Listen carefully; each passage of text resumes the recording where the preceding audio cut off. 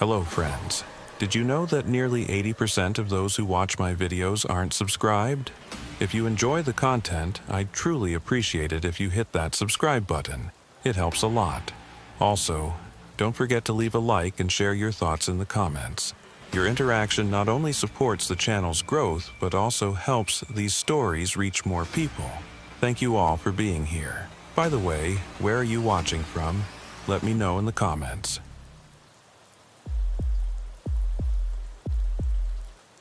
I never imagined silence could be so heavy. But on my first night shift at the West Executive Building, I learned it was possible. Silence can press down on your chest like a physical thing, making every breath conscious. My name is Carter. I've been working as an agent for the United States Secret Service for 3 years. Before this assignment, I spent most of my days on protective detail, standing guard at events, conducting ID checks, simple tasks for someone at my level. The night shift was different.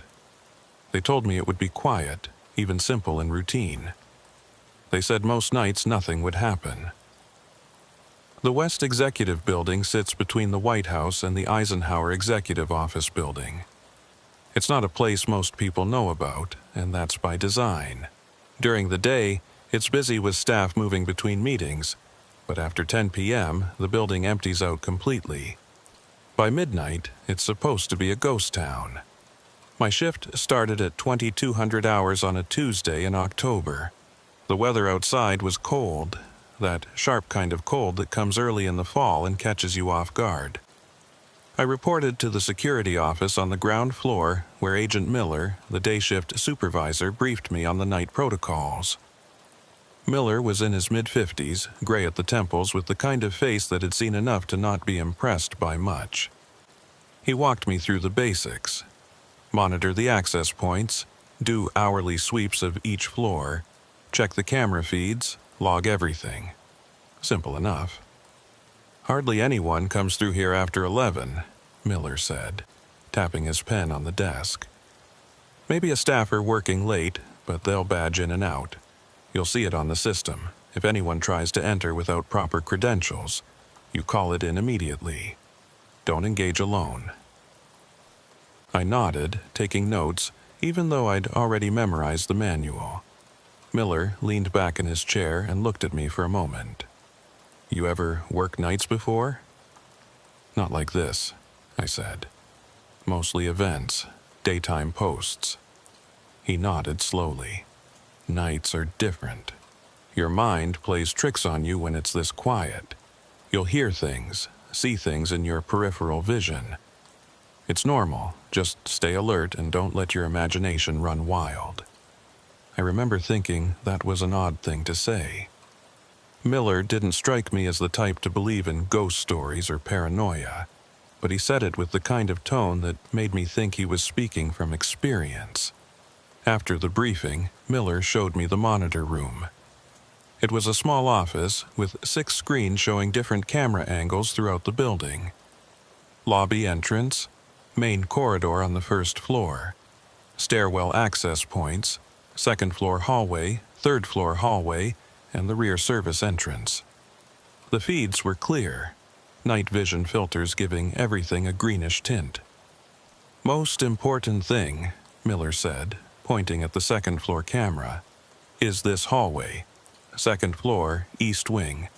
It's the longest corridor in the building. Runs about 150 feet end to end. No offices down there anymore, just storage rooms and some archive space. It's been slated for renovation for about 2 years now, but the budget keeps getting pushed. Point is, nobody should be down there at night. If you see anyone on that feed, you call it in. Understood? Understood, I said, looking at the empty hallway on the screen. The lighting was dim, every third fluorescent panel turned off to save energy. It gave the corridor an uneven look, pockets of light and shadow alternating down its length. Miller checked his watch. All right, I'm heading out. You've got my number if anything comes up. Otherwise, just stick to the routine. You'll be fine. He left, and I heard his footsteps echo down the hallway until the sound of the exterior door closing cut them off. Then it was just me and the hum of the building's ventilation system. I settled into the monitor room chair and looked at the screens. Everything was still. I pulled out my phone and set a timer for my first patrol at 2300 hours. Until then, I figured I'd familiarize myself with the camera angles and get a feel for the building's baseline. The first hour passed without incident. I watched the feeds, saw nothing move except the occasional flutter of a paper caught in an air vent current. At 2300, I stood up, grabbed my flashlight, and started my first sweep. The building felt bigger at night. During the day, I imagined it was just another office space. People walking around with coffee, phones ringing, the normal hum of bureaucracy. But at night, with all the lights dimmed and the hallways empty, it felt almost cavernous. My footsteps echoed no matter how quietly I tried to walk. I started on the ground floor, checking each door to make sure it was locked. Conference rooms, supply closets, bathrooms, everything secure. I logged each checkpoint on my clipboard, noting the time and my initials. The first floor took about 15 minutes. Then I headed to the second floor. I took the east stairwell, the one closest to that long corridor Miller had pointed out. When I pushed open the stairwell door, I felt a rush of colder air. The second floor was noticeably colder than the first. I made a mental note to ask about the climate control. The hallway stretched out in front of me, exactly as it had looked on the camera. Dim lighting, shadows pooling between the lit sections, doors lining both sides. I started walking, checking each door as I went. Most were locked, a few opened into dark storage rooms filled with filing cabinets and stacked chairs. About halfway down the corridor, I stopped. I'm not sure why. Something made me pause and look back the way I'd come. The hallway behind me was empty, the stairwell door closed. But I had this strange feeling, like I'd heard something just on the edge of perception. A footstep, maybe, or the sound of a door closing very softly. I stood there for a moment listening. The ventilation system hummed. Somewhere in the walls, pipes creaked as they settled. Nothing unusual. I shook it off and kept walking. When I reached the end of the corridor, I found the west stairwell and took it back down to the ground floor. The third floor could wait until the next round. I wanted to check the camera feeds first. Back in the monitor room, I reviewed the footage from the past 20 minutes. I watched myself walk through the first floor, then move up to the second. I saw myself pause in the middle of that hallway, looking back.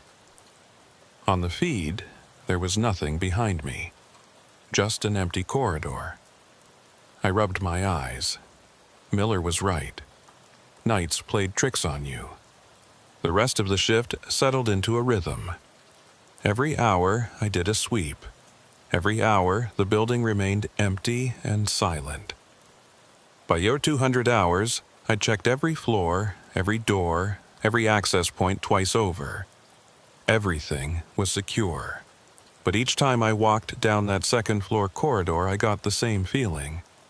Like I wasn't alone. Like something was just out of sight, waiting. I told myself it was nothing.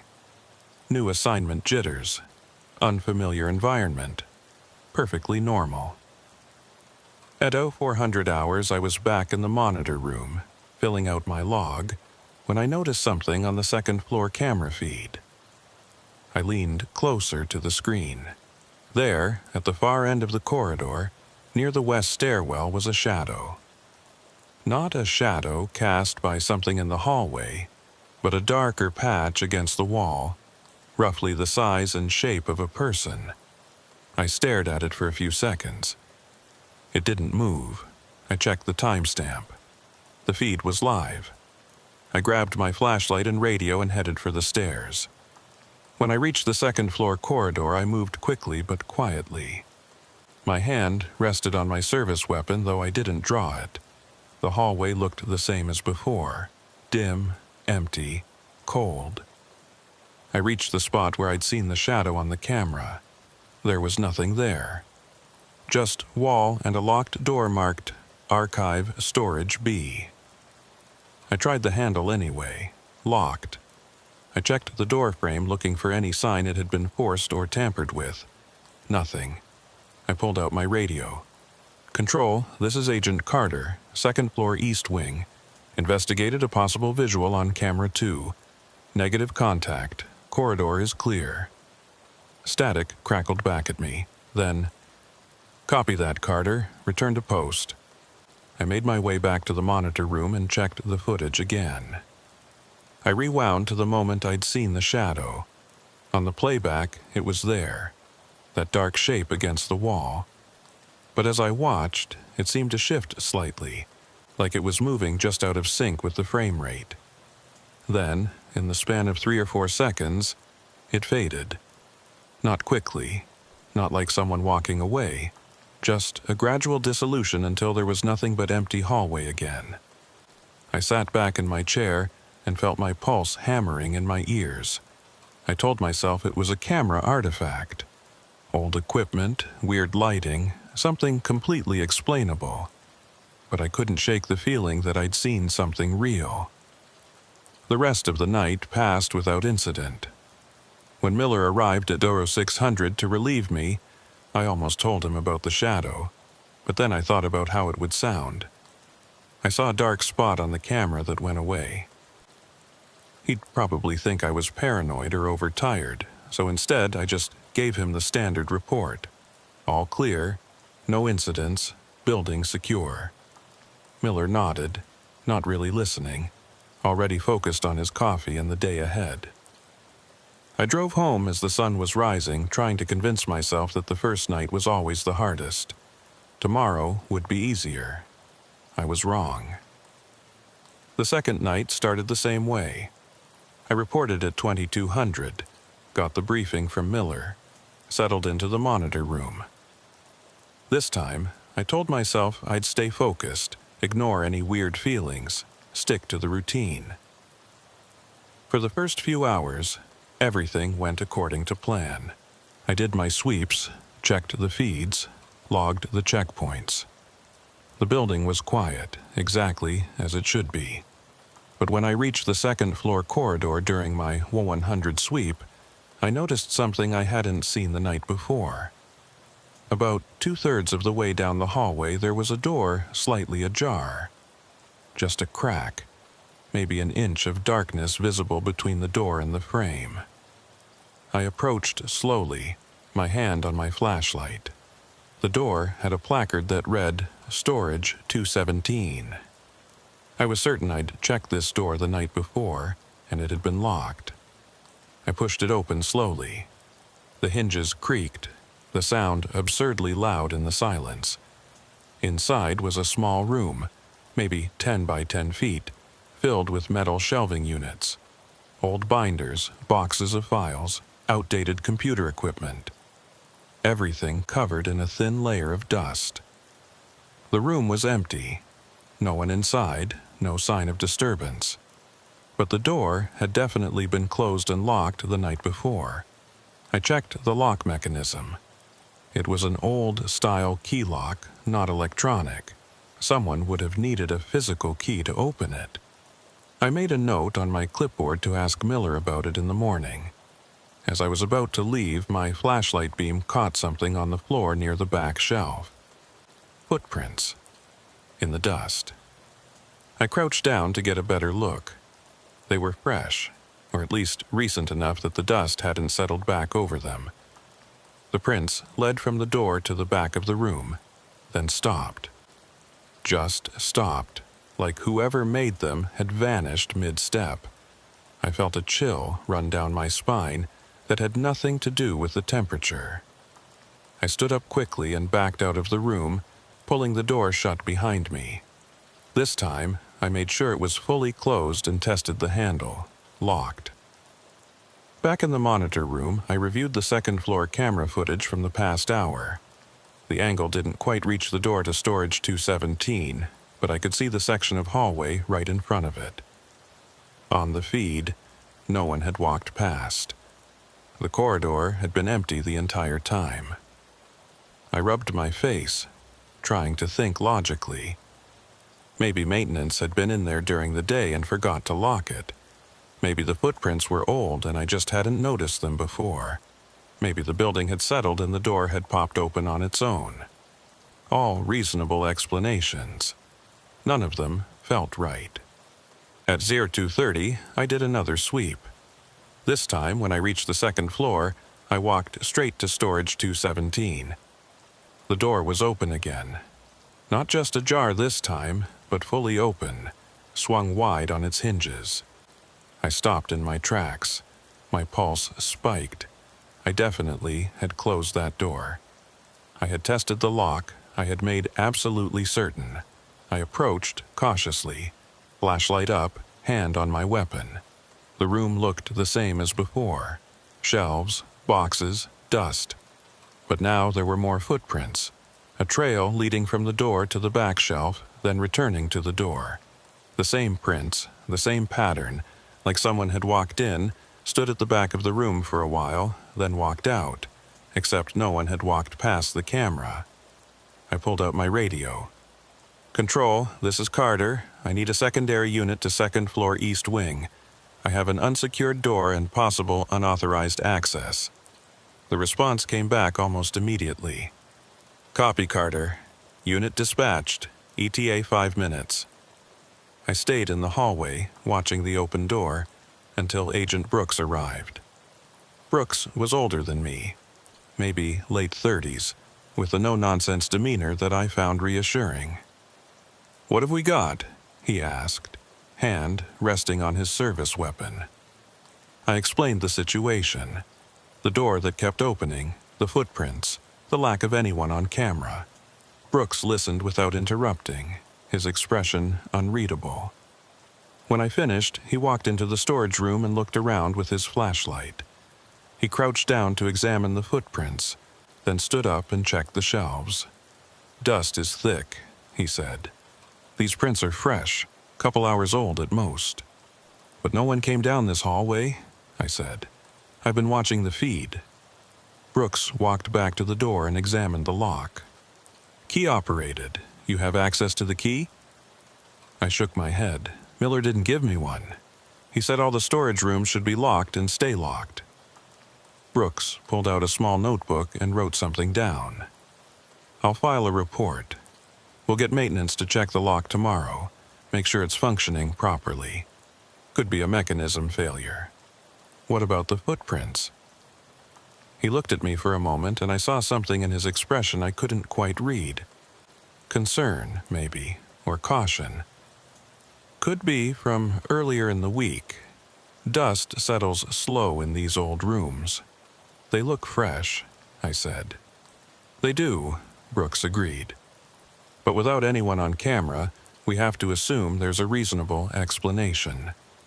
Maintenance, cleaning crew, someone with authorization we don't know about." He pulled the door closed and tested it. It stayed shut.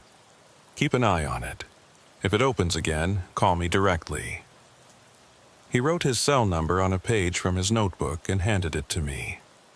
After Brooks left, I went back to the monitor room and watched the feeds with a new intensity. I kept the second floor camera in the corner of my vision at all times, checking it every few minutes. At 0347, I saw it happen. On the feed, the door to storage 217 slowly swung open. There was no one near it. No hand pushing it, no figure in the hallway. It just opened, smooth and deliberate until it was fully ajar. I grabbed my radio and sprinted for the stairs. When I reached the second floor corridor, the door was open exactly as I'd seen on the camera. I approached with my weapon drawn this time, not taking any chances. "Federal agent, identify yourself." No response. I moved to the doorway and swept the room with my flashlight. Empty. No one inside. But the footprints in the dust had multiplied. Now there were dozens of them, overlapping, crisscrossing like a crowd had gathered in the small space.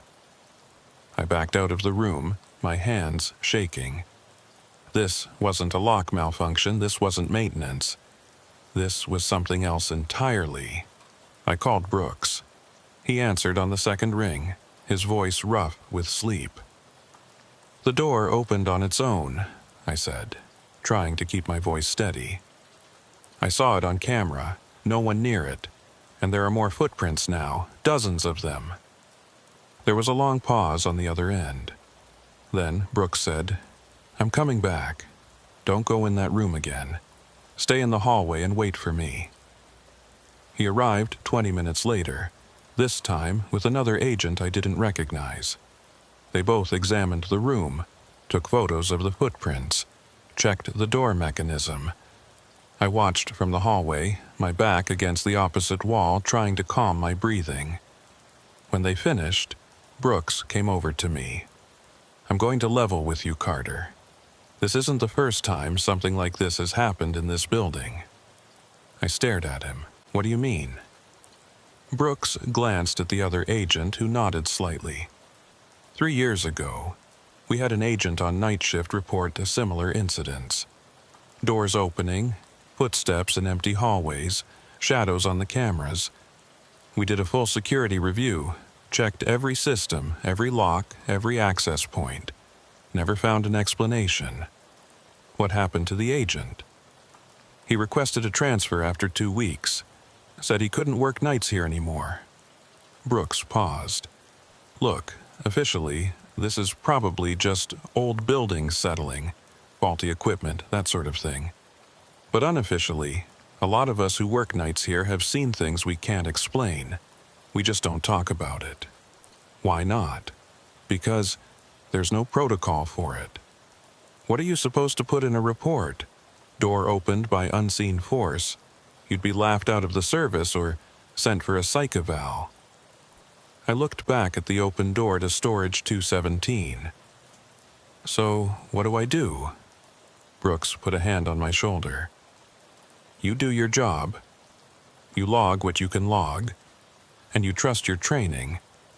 If there's a real threat, you'll know it. Everything else," he shrugged, "everything else is just noise." They left shortly after, and I was alone again. I closed the door to storage 217 one more time, knowing it wouldn't stay closed. For the rest of the shift, I stayed in the monitor room, watching the feeds. The door stayed shut, but now I noticed other things. Small things. A chair in the first floor conference room that seemed to change position between camera checks. A shadow that moved across the third floor hallway when nothing was there to cast it. The faint sound of footsteps coming through the walls when the building should have been silent. When Miller arrived at 0600, I gave him a brief report mentioning the door issue and the maintenance request Brooks was filing. Miller nodded, barely paying attention, already thinking about his own day ahead. I drove home in the full light of morning, but the sunshine didn't make me feel any better. I kept thinking about what Brooks had said. Other agents had seen things. This had happened before, and I still had 5 more nights on this rotation. By the third night, I'd started noticing patterns, not in the building's behavior, but in my own reactions to it. The way my heart rate would spike when I approached the second-floor stairwell. The way I'd unconsciously hold my breath while walking down that corridor. The way I checked the monitor feed for that hallway more frequently than any other camera. I was developing a hypervigilance that wasn't healthy, but I couldn't help it. The building demanded attention. This night started differently, though. When I arrived at 2200, Miller wasn't alone in the security office. There was another man with him, someone I didn't recognize. Civilian clothes, briefcase, the look of a bureaucrat. "Carter," Miller said, "this is Davis from building management. He's here about the door issues you reported." Davis stood and shook my hand. His grip was firm, but his palm was sweaty. "Agent Carter, I reviewed the maintenance logs and I wanted to walk through the problem areas with you before your shift starts. If you have a moment?" I looked at Miller, who nodded. "Go ahead. I'll monitor the boards until you're back." Davis and I took the stairs to the second floor. He was breathing hard by the time we reached the landing, loosening his tie slightly. "These old buildings," he said. "Always something." We walked to storage 217. The door was closed and appeared locked. Davis pulled out a ring of keys and sorted through them. "This is the master for all the storage rooms on this floor. According to our logs, only 3 copies exist. Mine, the head custodian's, and the facility's director's." He unlocked the door and we stepped inside. The room looked exactly as I'd last seen it, shelves and boxes and dust. But the footprints were gone. The floor was undisturbed, a uniform layer of gray dust covering everything. I stared at the floor. "The footprints," I said. "There were dozens of them." Davis looked where I was pointing. "I don't see any footprints, Agent." "They were there. I saw them. Agent Brooks saw them. He took photos." Davis pulled out a tablet and scrolled through something. "I have the photos Agent Brooks submitted with his maintenance request. Would you like to see them?" He turned the tablet toward me. The photos showed storage 217, the door, the shelves. But the floor in the images was clear. No footprints at all. "That's not right," I said. There were footprints everywhere, overlapping, going to the back shelf and returning. Davis looked at me with what might have been sympathy or might have been doubt. "Agent Carter, I'm not questioning what you saw, but the photographic evidence doesn't support it. It's possible in the low-light conditions, dust patterns can create illusions of disturbance. Both Brooks and I saw them. Agent Brooks's report mentions possible dust patterns and unclear impressions. He didn't confirm footprints definitively." I felt something sink in my chest. Brooks had covered for me. He'd filed the report in a way that wouldn't get me flagged for a psych evaluation, but also hadn't supported my account. Davis checked the door mechanism, the hinges, the lock assembly. He made notes on his tablet, taking photos of various components. "The lock is old but functional. The door frame shows some settling which could cause the latch to not catch properly. I'll have it replaced within the week." "What about it opening on its own?"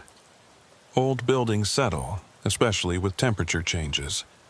A door that seems closed might not be fully latched, and then air pressure from the HVAC system can push it open." He said it like he was reading from a manual, like he'd explained this before. We walked back downstairs. Davis shook my hand again before leaving. "The door will be fixed soon. In the meantime, if you see any other issues, document them thoroughly. Photos, video if possible. The more evidence we have, the easier it is to address the problem." After he left, Miller called me into the security office. "Listen, Carter, Davis is good at his job, but he doesn't work nights. He doesn't understand what this building is like when it's empty." "You believe me, then? About the footprints?" Miller leaned back in his chair. "I believe you saw something. Whether it was footprints or dust patterns or shadows, I believe you saw it.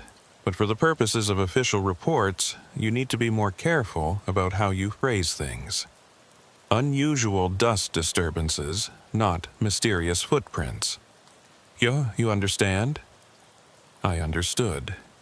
They wanted me to self-censor, to translate what I experienced into language that wouldn't raise red flags. "How many agents have worked nights here?" I asked. Miller considered the question.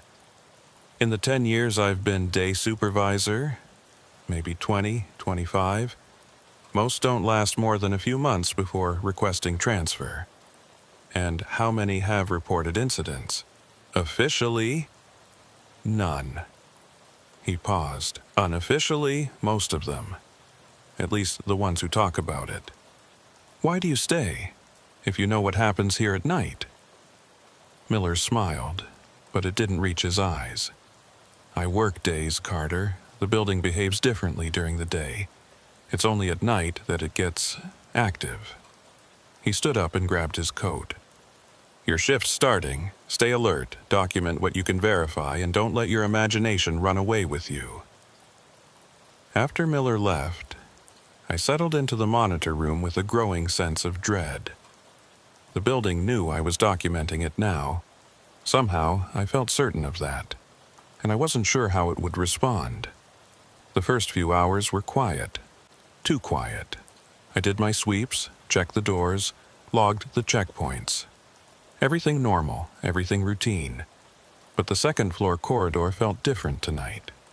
The temperature was even colder than before, and the shadows between the lights seemed deeper, more substantial. I moved through my checks quickly, not lingering, not giving myself time to notice details. At 01:30, I was back in the monitor room when I heard something that made my blood run cold. Music. Faint, distant, but unmistakable. It sounded like it was coming from the second floor. I checked the audio monitors, but they showed nothing unusual. The building's ambient sound levels were normal. Yet I could still hear it, a melody I almost recognized, playing somewhere in the building. I grabbed my flashlight and radio and headed up. The music grew louder as I climbed the stairs, and when I opened the door to the second-floor corridor, I realized what I was hearing. A music box playing a slow mechanical version of a lullaby. The sound was coming from storage 217. The door was open, just a crack, and light was spilling out into the hallway. Not the beam of a flashlight, but a soft, yellowish glow like candlelight. I approached slowly, my hand on my weapon. "Federal agent, I need you to identify yourself and step out of the room with your hands visible." The music continued, the same few bars repeating in an endless loop. I pushed the door open with my foot, staying back, weapon drawn now. The room was empty. No people, no light source. But on one of the shelves, in a cleared space that definitely hadn't been there before, sat a small music box. Old, ornate, the kind of thing you'd find in an antique shop. And it was playing. I holstered my weapon and moved closer. The music box was beautiful in a faded way, the paint chipped, the mechanism visible through a cracked panel. As I watched, it wound down, the melody slowing, deepening, until it stopped completely. The silence that followed was absolute. I reached out to pick up the music box, then stopped. Something told me not to touch it. Some instinct that had nothing to do with training or protocol. I pulled out my phone and took photos. The music box from multiple angles, the cleared shelf space, the room itself. Evidence, documentation. As I was taking the last photo, I heard footsteps in the corridor behind me. Quick, light footsteps like someone running. I spun around, my flashlight cutting through the darkness. The hallway was empty, but down at the far end, near the west stairwell, a door was closing. I saw just the last few inches of it swinging shut, heard the soft click of the latch. I ran toward it. The door led to an office, one I'd checked multiple times before. It was supposed to be locked, but the handle turned freely under my hand. Inside was a typical government office. Desk, chair, filing cabinets, window overlooking the street. Completely ordinary, except for one thing. The desk was covered in papers. Not files or forms, but personal letters. Handwritten notes. And they were all recent, the dates spanning the last few months. I recognized some of the names in the headers. Staff members who worked in the building during the day.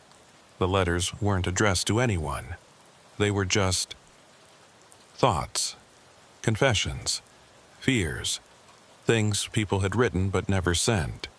And on top of the pile was a sheet of paper with my name on it. Not Agent Carter, my first name. In handwriting I didn't recognize. I picked it up with shaking hands and read, "You see us now. That's good. We need to be seen. We've been here so long, forgotten in the spaces between. The building remembers us even if the living don't. Don't be afraid. We don't mean harm. We just want someone to know we were real." The paper was dated today, written in the past hour, according to the timestamp in the corner. I dropped it back on the desk and backed out of the room. My radio crackled to life, making me jump. "Carter, this is Control. We're showing a motion sensor activation in the second-floor west office. Please confirm your location." I grabbed the radio. "I'm at that location now. The office door was unsecured. I paused. What did I find? Letters that shouldn't exist? A music box that plays by itself? A note addressed to me by someone who isn't there?" "Found what, Carter?" "Maintenance issue," I said finally. "Door lock malfunction. I'm securing the area now. Copy that. Log it for the morning crew." I closed the office door and tested it. Locked again, as if it had never been open. I went back to storage 217. The music box was gone. The shelf was dusty and undisturbed, just like every other shelf in the room. But on my phone, the photos I'd taken were still there. Clear images of the music box sitting exactly where I'd seen it. I saved the photos to 3 different cloud services. Whatever was happening here, I wasn't going to let them erase the evidence this time. The rest of the shift passed in a state of heightened anxiety. I stayed in the monitor room, watching the feeds obsessively, documenting every small anomaly.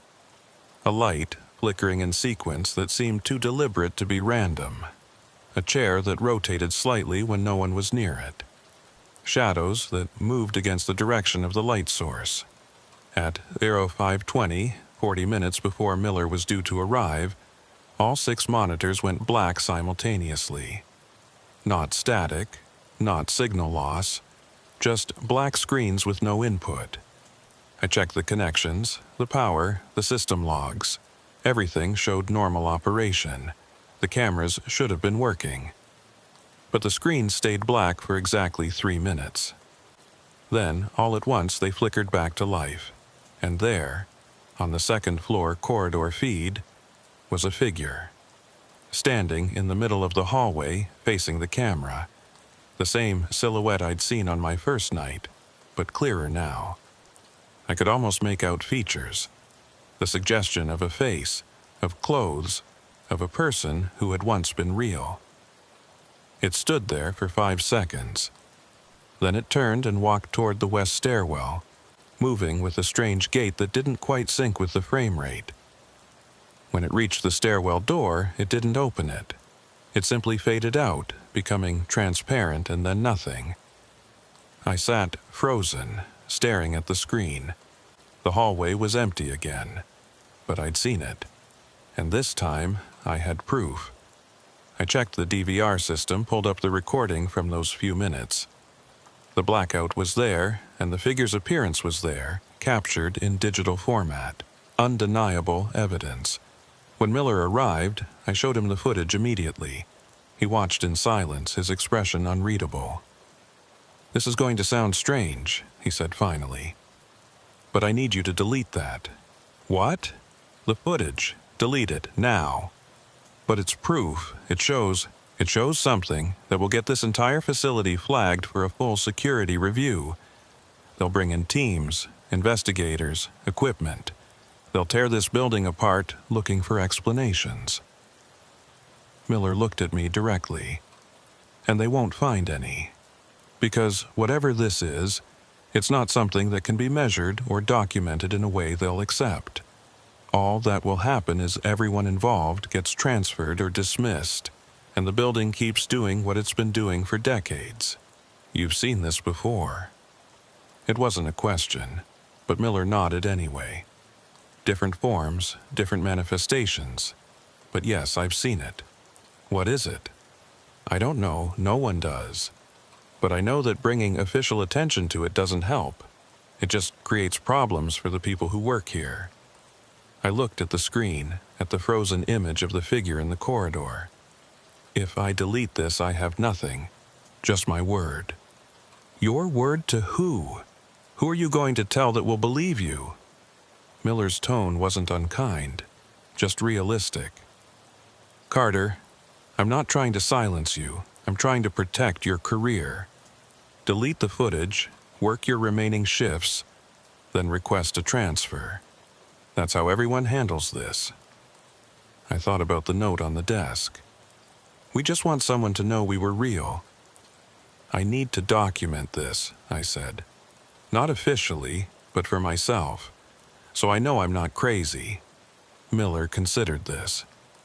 "Document it however you want, but keep it off the government systems, and don't share it with anyone in an official capacity. Understand?" I understood. I copied the footage to a personal drive, then deleted it from the official system. The act felt like betrayal, though I wasn't sure who I was betraying. Miller clapped me on the shoulder. "Get some sleep, only a few more nights to go." But as I drove home in the morning light, I knew sleep wouldn't come easily. The building had shown itself to me clearly now. It wanted me to see, to know, to acknowledge. The question was why, and what would happen when it felt I'd seen enough. The fourth night felt different from the moment I walked through the door. The air pressure seemed wrong, like the building was holding its breath. Every sound was muted, deadened, as if the walls were absorbing noise rather than echoing it. Miller was acting strange too. He barely looked at me during the briefing, rushing through the protocols like he wanted to leave as quickly as possible. "Everything okay?" I asked. He paused at the door, his hand on the frame. "Just remember what I told you. Document what you need to, but keep it personal. Don't make this official." "I won't." He nodded, but didn't leave immediately.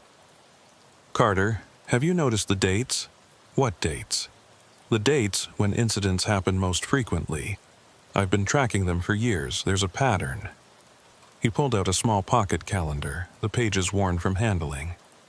"Every 23 days, there's a spike in activity. Doors opening, equipment malfunctions, sightings. It cycles like clockwork." I felt my stomach tighten. "And tonight is?" "Day 23. Miller met my eyes finally. "It's going to be more active than usual. Just be careful. And if things get too intense, you can call for backup. No one will question it." After he left, I sat in the monitor room and pulled up my own notes from the past few nights. Miller was right. The incidents had been building in frequency and intensity. Night 1, a shadow on the camera. Night 2, the door and footprints. Night 3, the music box and the letters. What would Night 4 bring? I didn't have to wait long to find out. At 23:15, during my first sweep, I found the first-floor conference room had been rearranged. The tables that had been pushed against the walls were now arranged in a circle, chairs positioned around them. It looked like setup for a meeting. I checked the access logs. No one had badged into the building since Miller left. The cleaning crew wasn't scheduled until tomorrow night. Yet someone had moved heavy tables and multiple chairs. I took photos, measured distances, documented everything. Then I carefully pushed the tables back against the walls, returning the room to its normal state. When I came back on my next sweep an hour later, the tables were in a circle again. Same arrangement, same precision, as if my intervention had never happened. This time I left them. Clearly, something wanted that room arranged this way. Fighting it seemed pointless. The second floor was worse. Every door in the long corridor was open, not just storage 217, but all of them. 10 doors, 5 on each side, standing wide open like mouths. I walked down the hallway slowly, checking each room. They were all empty, all showing signs of the same thick dust and abandonment. But in each one, something had been moved or changed. A file cabinet stood open. A chair was turned to face the wall. Papers were scattered on the floor in patterns that almost looked deliberate.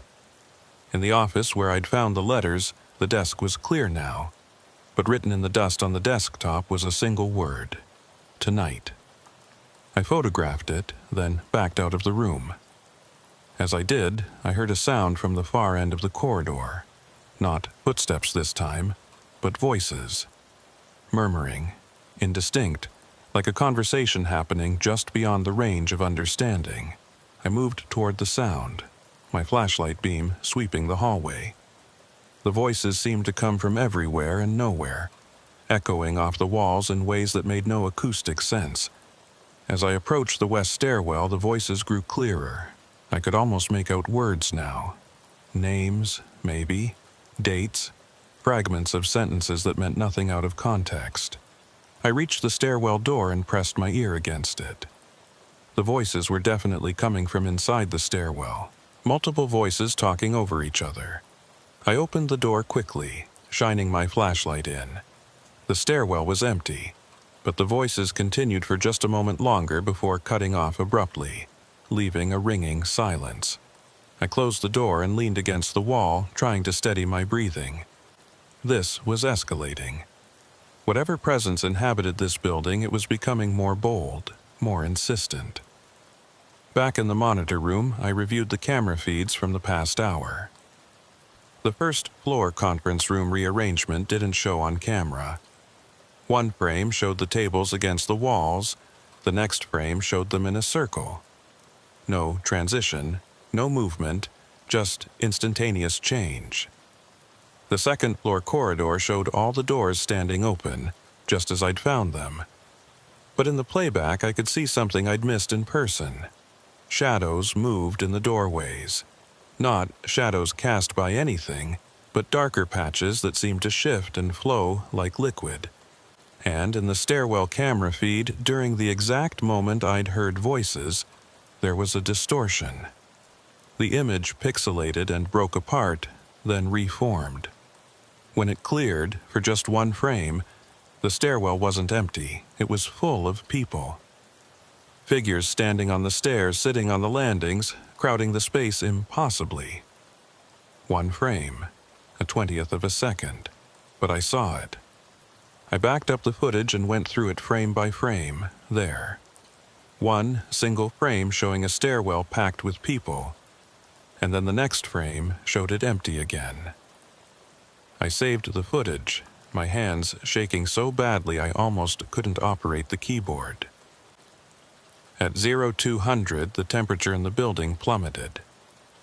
I could see my breath in the monitor room. The heating system was running, I could hear it, but it made no difference. The cold seemed to come from inside the walls themselves. I put on my jacket and gloves, but it didn't help much.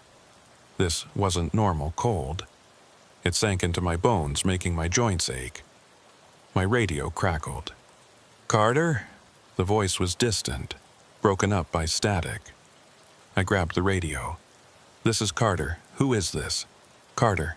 It's Brooks. Listen, I'm monitoring the building systems from home and I'm seeing massive environmental anomalies.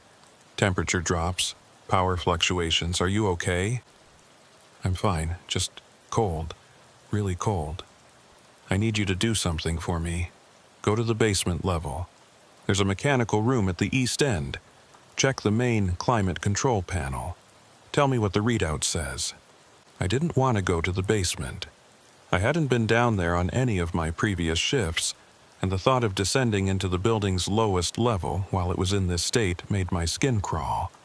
But Brooks sounded genuinely concerned, and checking mechanical systems was technically part of my duties. "Copy that. Heading to the basement now." I took the main stairwell down, my flashlight beam bouncing off concrete walls. The basement was utilitarian, no carpeting or ceiling tiles, just raw building infrastructure. Pipes ran along the ceiling. Cable conduits snaked down the walls. Everything echoed. The mechanical room was at the end of a long corridor that reminded me uncomfortably of the second-floor hallway. Same length, same spacing of lights, same sense of something waiting in the shadows. I found the climate control panel and shined my light on it. The digital readout showed internal temperature as 68 degrees Fahrenheit. Normal. but my breath was fogging in front of me. The air had to be well below 50 degrees. Brooks, the panel shows 68 degrees. That's impossible. The remote sensors I'm reading show 45 degrees in your location. I believe your sensors. I looked around the mechanical room. In the corner, barely visible in the flashlight beam, was frost. Actual frost forming on the concrete walls. Brooks, there's ice forming down here. This isn't a heating system failure. This is something else. There was a long pause. Get out of the basement, Carter, now. Don't wait, don't investigate. Just get back to the main floor. I didn't need to be told twice. I turned and headed for the corridor and stopped. At the far end of the hallway, blocking the way to the stairs, was a figure. Not the shadowy silhouette from the cameras. This was more solid, more defined. A person, or something that had once been a person, wearing what looked like an old suit. The figure stood perfectly still, arms at its sides, watching me. I pulled my weapon. "Federal agent, identify yourself and step aside." The figure didn't move, didn't speak, just stood there blocking the exit. I kept my weapon trained on it and started walking forward. I had to get past it. There was no other way out of the basement. As I approached, details became clearer. The suit was old-fashioned, from the 1950s or 60s maybe. The figure's face was blurred, features indistinct, like an old photograph losing its resolution. 20 feet away, 15 feet, 10 feet. The figure raised one arm and pointed behind me. I spun around, weapon tracking. The corridor behind me was full of them, figures in old suits, old dresses, old uniforms. Dozens of them, standing in the hallway and doorways, emerging from the walls themselves. They weren't advancing. They were just there, present, watching. And they were all pointing at something. I followed their collective gesture and saw what they were indicating. On the wall, written in that same frost that was forming everywhere, were words. "We worked here. We died here. Remember us." The temperature dropped even further. My fingers were going numb. I had to get out. I turned back to the original figure blocking the stairs. It had moved closer, now only a few feet away. Up close, I could see that its face wasn't blurred. It simply had no features. A blank expanse where eyes and nose and mouth should be. "I see you," I said, my voice shaking from cold and fear. "I know you're here. I acknowledge you." The figure tilted its head, as if considering my words. Then it stepped aside. I didn't hesitate. I ran past it, up the stairs, taking them 3 at a time. Behind me, I heard a sound like wind rushing through a tunnel, and then a crash that shook the entire building. I burst out onto the main floor and didn't stop until I was in the monitor room with the door locked. My radio crackled. "Carter! Carter, respond!" "I'm here. I'm out. I'm okay." What the hell happened? Every sensor in the building just went haywire and then flatlined. I looked at the monitors. All 6 screens were showing the same thing. Static. Pure static on every feed. "Brooks, the cameras are down. I have no visual on any part of the building. I'm calling for backup, multiple units. They'll be there in 10 minutes. Just sit tight." But as we talked, the monitors flickered. The static cleared, and the feeds came back online. The basement corridor was empty. No figures, no frost, no writing on the walls. Just a normal basement hallway, properly lit and heated. The second-floor doors were all closed again. The first-floor conference room showed tables pushed against the walls in their normal configuration. Everything looked completely ordinary, except for one thing. On the second-floor corridor feed, written in the dust on the floor in letters large enough to see from the camera, was a message. "Thank you for seeing us." When the backup units arrived, They found nothing unusual. No temperature anomalies, no environmental hazards, no evidence of unauthorized access. The building was secure and normal in every measurable way. I showed them the message on the camera feed, but by the time we got up to the second floor in person, the dust had been disturbed. You could still make out some of the letters, but it was unclear, inconclusive.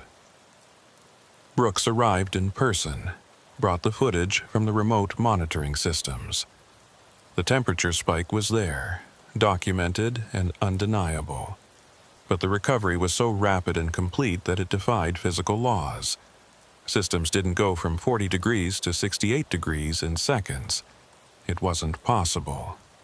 "I believe you," Brooks said quietly after the other agents had left.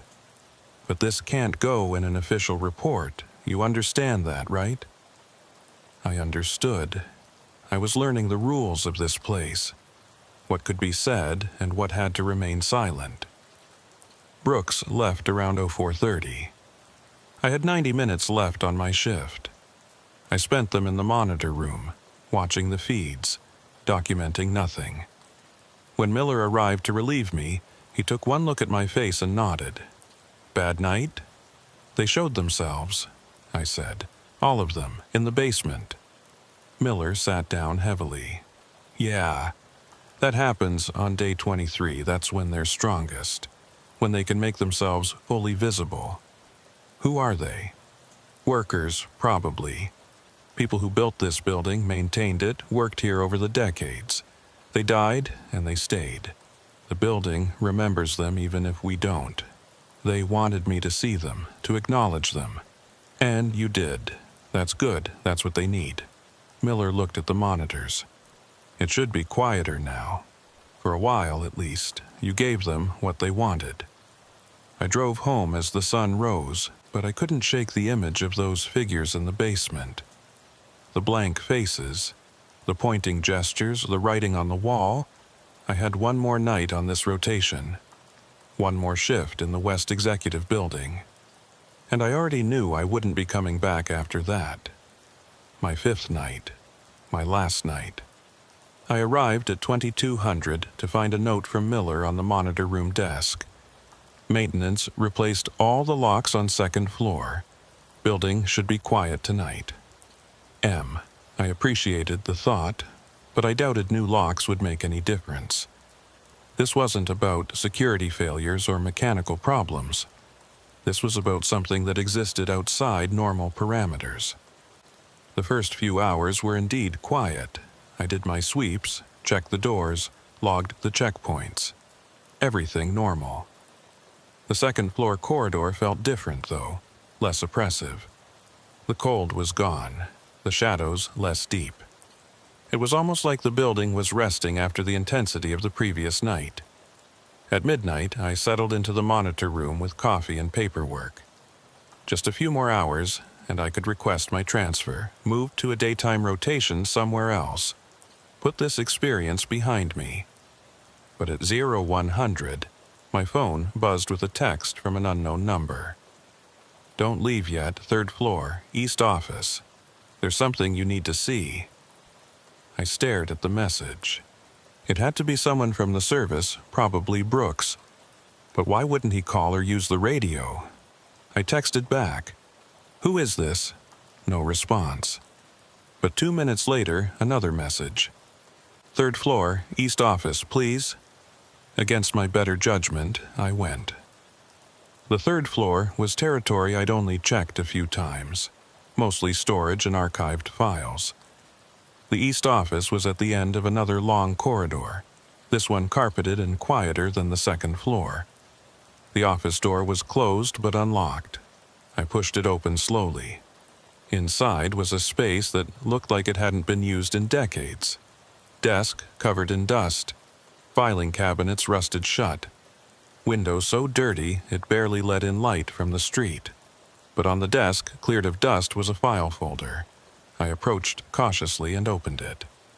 Inside were personnel records, old ones from the 1960s and 70s. Photos of people in dated clothes, typed forms, employment histories, and notes, handwritten notes in the margins. Died during building evacuation, 1972. Heart attack in west stairwell, 1968. Fell from second floor window, 1965. 18 names total. 18 people who had died in this building over the decades, not from violence or malice, but from accidents, medical emergencies, random tragic chance. At the bottom of the pile was a newspaper clipping from 1973. Federal Building Tragedy, 3 dead in structural collapse. The article described a section of the basement ceiling that had failed during renovations, killing 3 workers instantly. And there, in the margin of the article, written in pencil in fresh-looking handwriting, was a message. We're not ghosts. We're memory. The building remembers us. We stay because we're remembered. Thank you for seeing us. Thank you for knowing we existed. I sat down in the dusty chair and read through all 18 files. I memorized names. John Harrison, maintenance. Sarah Collins, secretary. Thomas Grant, security guard. I gave each person my full attention, acknowledging their existence, their work, their final moments in this place. When I was done, I carefully returned the files to the folder and left it on the desk. As I walked out, I felt the temperature in the office warm slightly, as if some presence had departed, satisfied. Back in the monitor room, I checked the third-floor camera feed. The office door was closed again, but I could see, just barely, a soft light glowing from beneath it for a few seconds before fading completely. The rest of the shift passed in complete silence. No doors opening, no shadows, no anomalies. Just a building settling into its normal nighttime state. When Miller arrived at 0600, I gave him a brief report. Quiet night, no incidents. He nodded, looking relieved. That's good. Sometimes after a heavy night, it goes calm for a while. I packed up my gear, ready to head home. But before I left, I asked, Miller, do you know the names of people who died in this building? Is there a record? He looked at me strangely. There's no official memorial or anything, if that's what you mean. Why? Just curious. Seems like something that should be remembered. Yeah, Miller said quietly. It should be. I drove home that morning knowing I wouldn't be back. I'd already submitted my transfer request. Treasury Department daytime rotation, starting the following week. But I also knew I'd carry those names with me. John Harrison, Sarah Collins, Thomas Grant, 15 others whose faces I'd seen in those old photographs. People who had worked in that building, who had died there, and who somehow remained, held by the building's memory. A week later, Brooks called me. Hey, Carter, wanted to let you know we got someone new on nights at West Executive. Young guy, fresh from training. Has he reported anything? Not yet. He's only been there 2 nights. Brooks paused. But I've been monitoring the systems. There's activity. Same patterns as when you were there. You going to warn him? What would I say? The building's haunted? He'd think I was messing with him. Another pause. Besides, they seem to know what they're doing. They don't hurt anyone. They just want to be seen. Yeah, I said, thinking about those figures in the basement, all pointing at their message. They just want to be acknowledged. I hung up and went back to my new assignment. Treasury was busy, full of people, normal in every way. I worked during the day, went home at reasonable hours, slept through the night without waking to phantom footsteps. But sometimes, late at night when I can't sleep, I think about that building. About the second-floor corridor and the basement hall and the third-floor office. I think about the people who remain there, trapped not by malevolence but by memory, by the building's unwillingness to let them go completely. And I wonder if being remembered is enough. If having someone know you existed, even in this strange half-life, provides some kind of comfort or purpose. I kept the photos I took, the music box, the dust writing, the figures in the stairwell. Evidence that I haven't shared with anyone except Brooks, who doesn't need convincing. Last week I drove past West Executive late at night. The building was dark except for a few lights. As I watched, I saw a silhouette appear in one of the second-floor windows. It stood there for a moment, and I could swear it raised one hand. Not pointing this time, just waving. I raised my hand in return, knowing it couldn't see me through the tinted windows of my car, but somehow feeling like it could sense the gesture anyway. Then the silhouette faded, and the window was dark again. I drove away, back to my apartment, back to my normal life. But I know the building is still there, still holding its memories, still waiting for the next person to see. And they will see. Everyone who works nights there eventually sees. The question is what they do with that knowledge, whether they acknowledge it or deny it, whether they stay or transfer out. I made my choice. I acknowledged them and I left. But I still carry their names: John Harrison, Sarah Collins, Thomas Grant. 15 others. I remember them. And in that building, late at night, when the corridors are empty and the lights are dimmed, they know they are remembered. And maybe that's enough. Maybe that's all any of us really want in the end. To be seen, to be known, to be remembered, even after we're gone, especially after we're gone. I still get texts sometimes from that unknown number. Usually just a single word: thank you. I never respond, but I always read them, and sometimes, when I'm alone late at night, I hear footsteps in my apartment hallway. The same measured rhythm I heard in the West Executive building. I used to check the peephole. I used to worry. Now I just sit quietly and listen until the footsteps fade. Because I understand now. They followed me, but they're not threatening. They're just checking in, making sure I still remember. And I do. I always will. The building made sure of that. My name is Hayes, and I've been with the United States Secret Service for 6 years. I've done protective details, investigative work, and more than my share of night shifts at secure facilities around D.C. I thought I'd seen everything this job had to offer. I was wrong. The assignment seemed straightforward enough. 12-hour night shift at a secure communications facility in Alexandria, Virginia. The building doesn't have a name, just an address that doesn't appear on any maps. It's one of those places where classified information gets processed, encrypted, and transmitted to various government agencies. During the day, it's staffed by analysts and technicians. At night, the building is supposed to be empty except for security. My shift ran from 1800 hours to 0600 hours. Sunday through Wednesday, 4 nights a week. The pay was better than standard rotation, which should have been my first clue that something was off.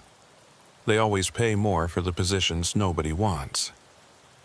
I reported for my first shift on a Sunday evening in November. The sun was already setting when I arrived.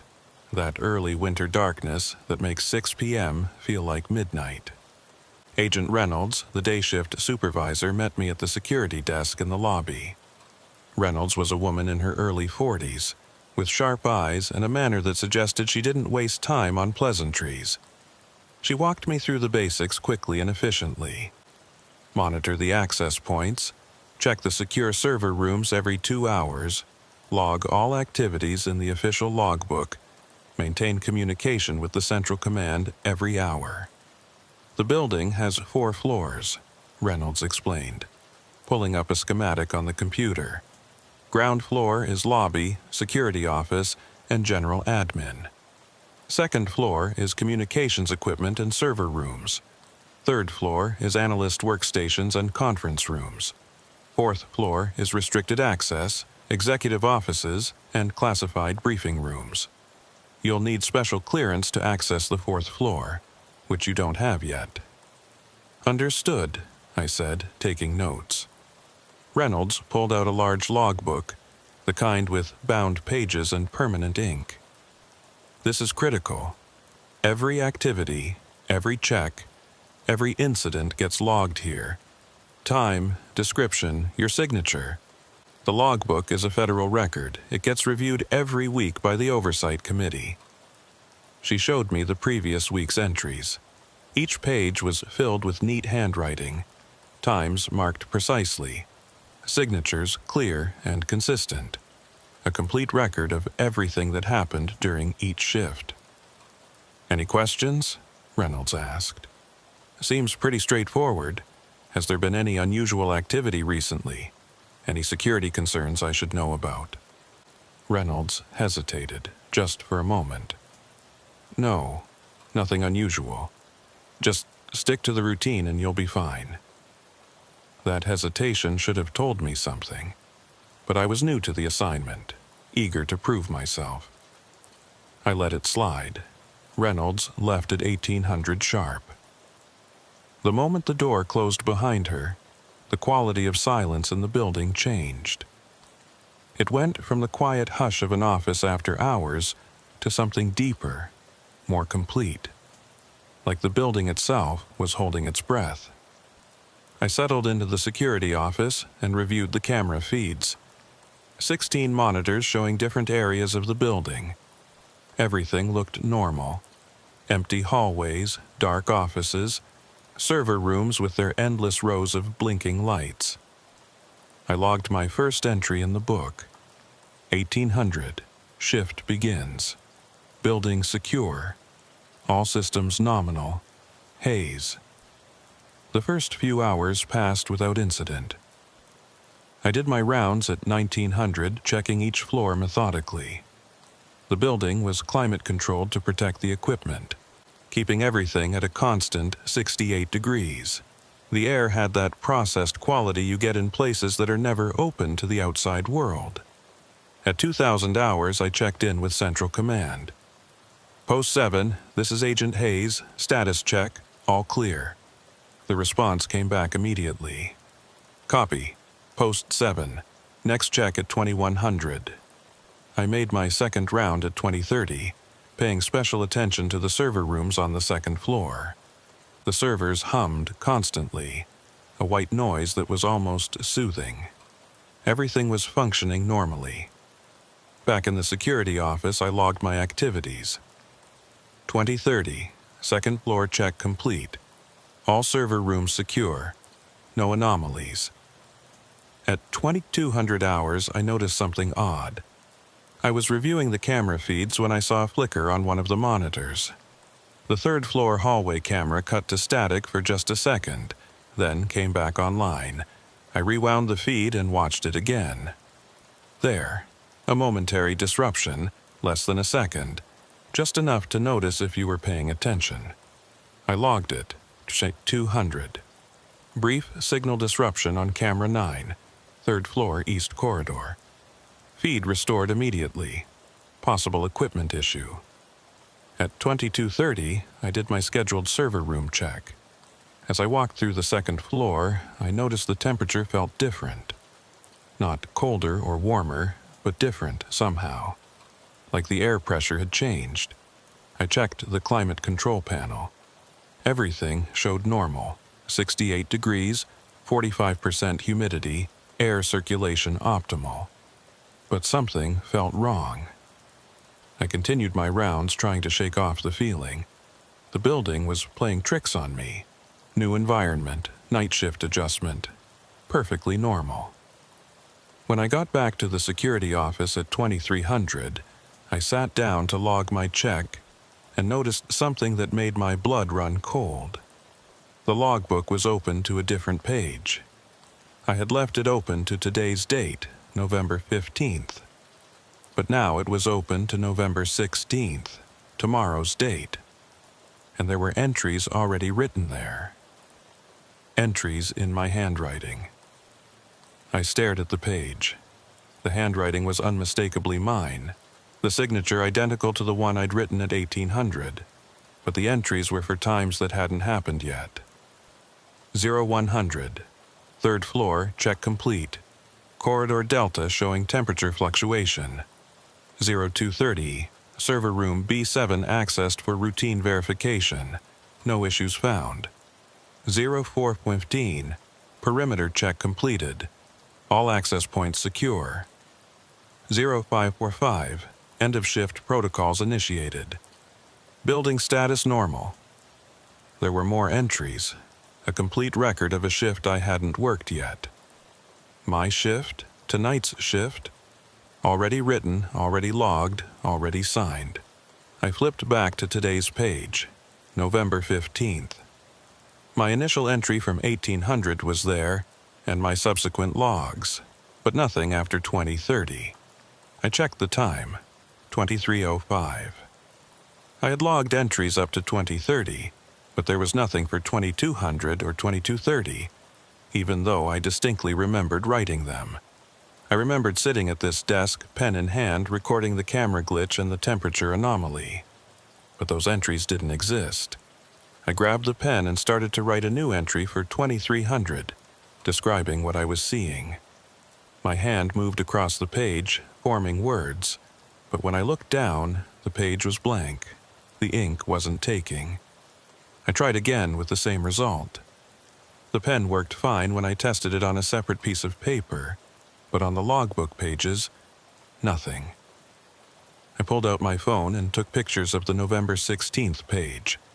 Evidence, documentation, something to prove I wasn't losing my mind. Then I called Central Command. Post 7 to Central.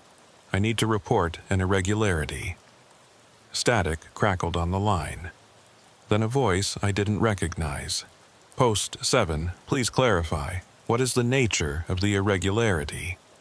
The official logbook is showing entries for tomorrow's date. Entries in my handwriting for times that haven't occurred yet. A long pause. Post 7, please repeat. We're not reading you clearly. I repeated the information, speaking slowly and clearly. But even as I did, I felt a strange detachment, like I was watching myself from outside my body. Copy, Post 7, we'll make a note. Continue with standard protocols. They didn't sound concerned. They didn't sound confused. They just acknowledged and moved on, like I'd reported a flickering light or a stuck door. I hung up and looked at the logbook again. The November 16th entries were still there. I flipped back and forth between the pages, confirming that my 2200 and 2230 logs from tonight were simply gone, as if I'd never written them. At 23:45, my radio crackled. Post 7, this is Central Command, time check. I looked at my watch, 23:45, but they'd already checked in with me at 2000. The next scheduled check wasn't until 100. Central, I copy. Time is 23:45 hours. Copy, Post 7. We show 0145 on our end. Can you confirm? I looked at my watch again, 23:45. I looked at the computer clock, 23:45. I pulled out my phone, 23:45. Central, I'm showing 23:45 here. All my timepieces are synchronized. Another pause. Understood, Post 7. Maintain position. We're showing a temporal discrepancy. Stand by. Temporal discrepancy. They had a term for it.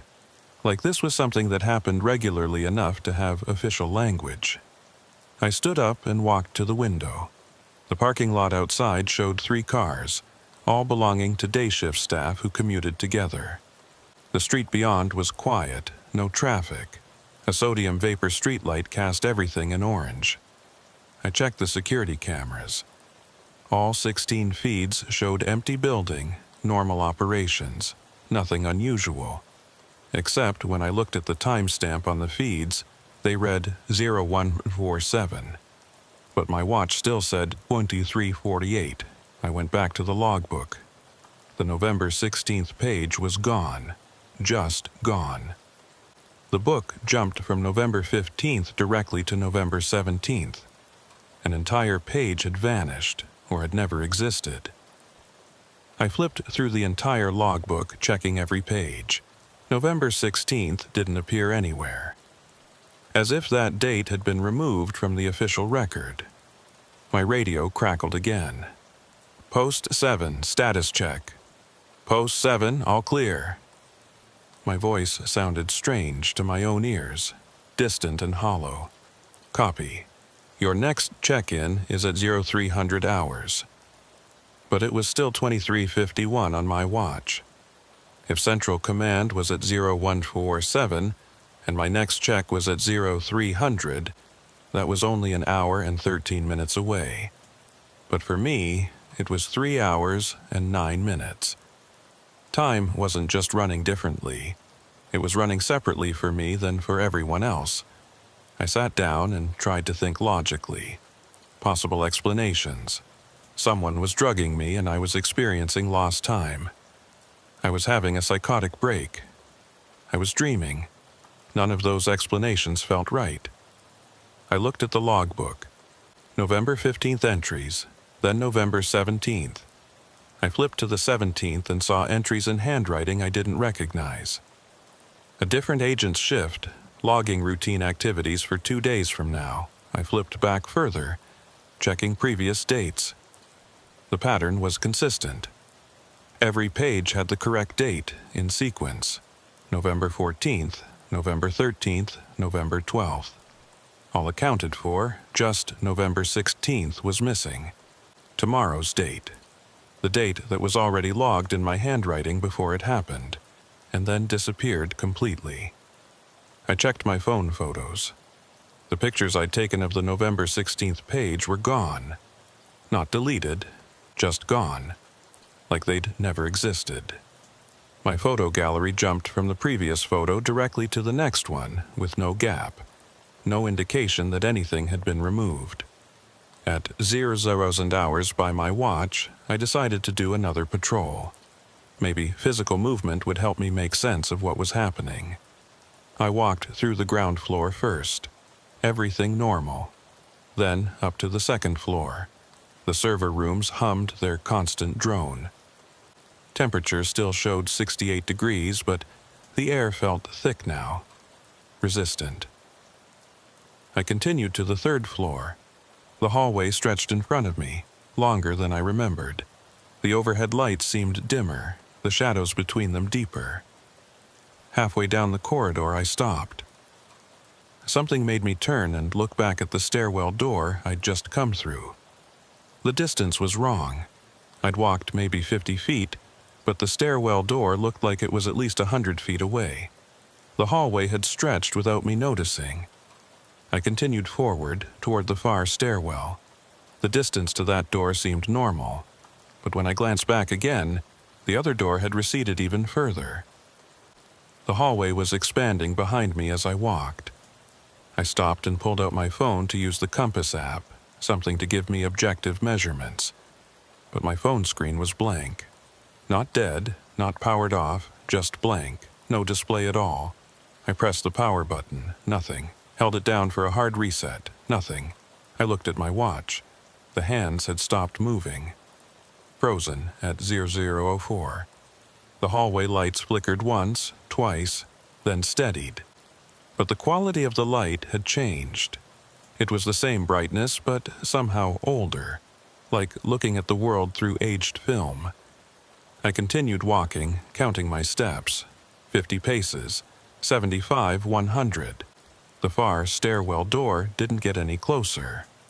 The hallway just kept extending in front of me, unspooling like an infinite corridor. Behind me, I heard a door open. I spun around, hand on my weapon. The hallway behind me was empty. All the doors were closed. But I definitely heard it. The distinct sound of a door opening and closing. Then I heard footsteps. Not the echo of my own steps, but new ones, coming from somewhere ahead of me. I turned back toward the far stairwell. The door was opening. Slowly, deliberately, like someone was pushing it open from the other side. A figure stepped through. It was me. I was looking at myself, maybe 50 feet away, walking into the hallway from the stairwell. Same uniform, same posture, same everything. The figure, the other me, didn't seem to notice me. He just walked down the hallway, checking doors, doing a routine patrol. I stood, frozen, watching myself move. The other me reached one of the offices, tried the handle, confirmed it was locked, then continued on. As he got closer, I could see more details. His name badge said Hayes. His watch showed 0147. His movements were mine, efficient and practiced. He walked past me. Not through me, but past me. As if I wasn't there. As if I was invisible. I turned to watch him continue down the hallway. He reached the stairwell door at the far end, the one I'd been trying to reach for what felt like forever. He opened it and disappeared inside. The moment he was gone, the hallway snapped back to normal length. I was standing at the far end, right next to the stairwell door. The distance behind me to the other stairwell looked correct now, maybe 150 feet. I checked my watch. The hands were moving again. 047. My phone screen showed the normal display. 047. The radio crackled. Post 7, time check at 0200 hours approaching. Prepare for status report. I opened the stairwell door and looked down. Empty, no sign of the other me. Just a normal stairwell, concrete and metal rails and fluorescent lights. I went back down to the security office, my mind racing. What I'd just experienced couldn't be explained by fatigue or equipment malfunction. I had seen myself, a version of me from a different time, walking through the same space, unaware of my presence. Back at the desk, I pulled out the logbook. November 16th was there again. The page that had disappeared was back, filled with entries in my handwriting for a shift I didn't remember working. But now there were new entries too, entries that hadn't been there before. 0147. Third floor patrol completed. Encountered temporal overlay. Corridor extension phenomenon observed. Recommend flagging this shift for review. I hadn't written that, but it was in my handwriting. I grabbed the pen and tried to write a new entry. The ink took this time, flowing normally onto the page. I wrote 0150, experiencing severe timeline disruption. Request immediate backup, and my hand stopped moving. I couldn't write anymore. The pen was working. My hand could move, but I physically could not form any more words on the page. Some invisible barrier prevented it. I looked at what I'd written. The ink was already fading. As I watched, the words became lighter and lighter until they disappeared completely. The page showed only the previous entries, all in my handwriting, all describing events I didn't remember. The computer monitor flickered. When it stabilized, I saw something that made my stomach drop. The security camera feeds were showing me.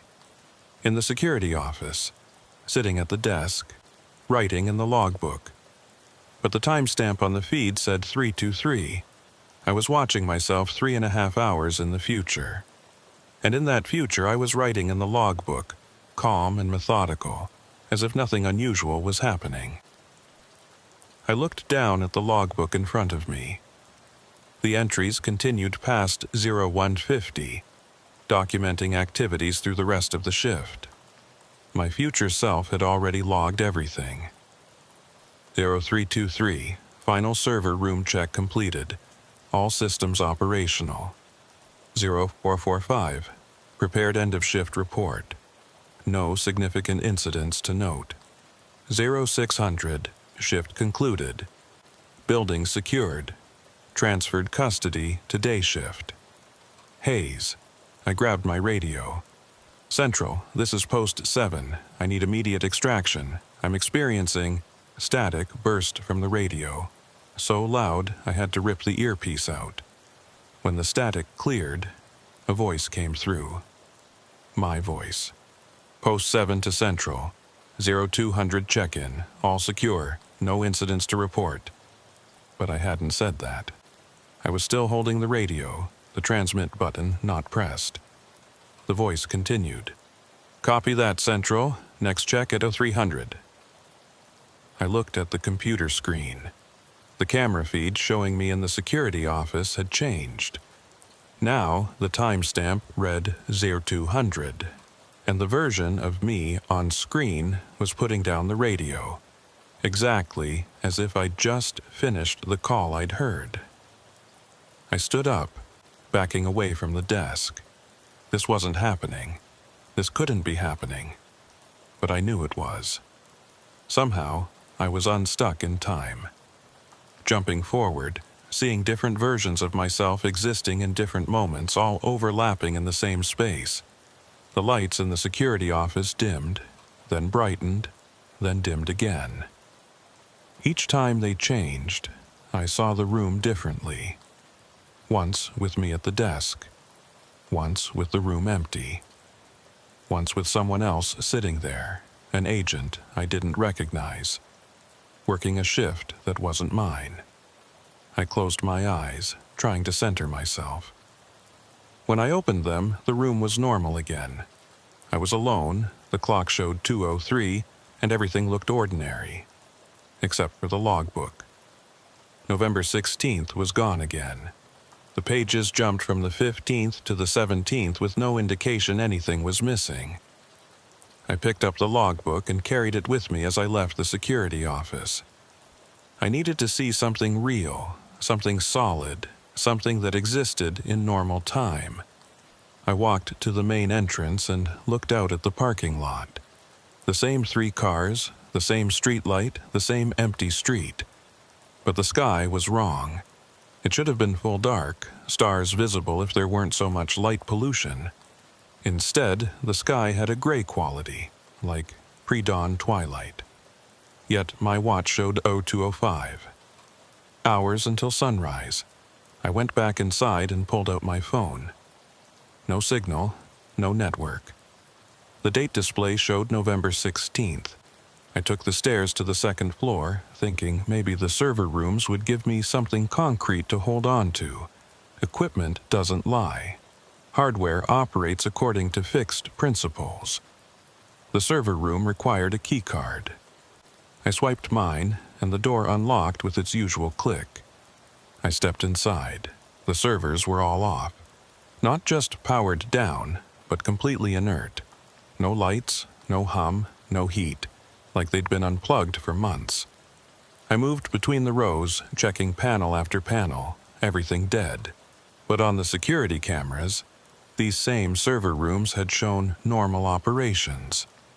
Lights blinking, systems running. I left the server room and went back to check the camera feeds.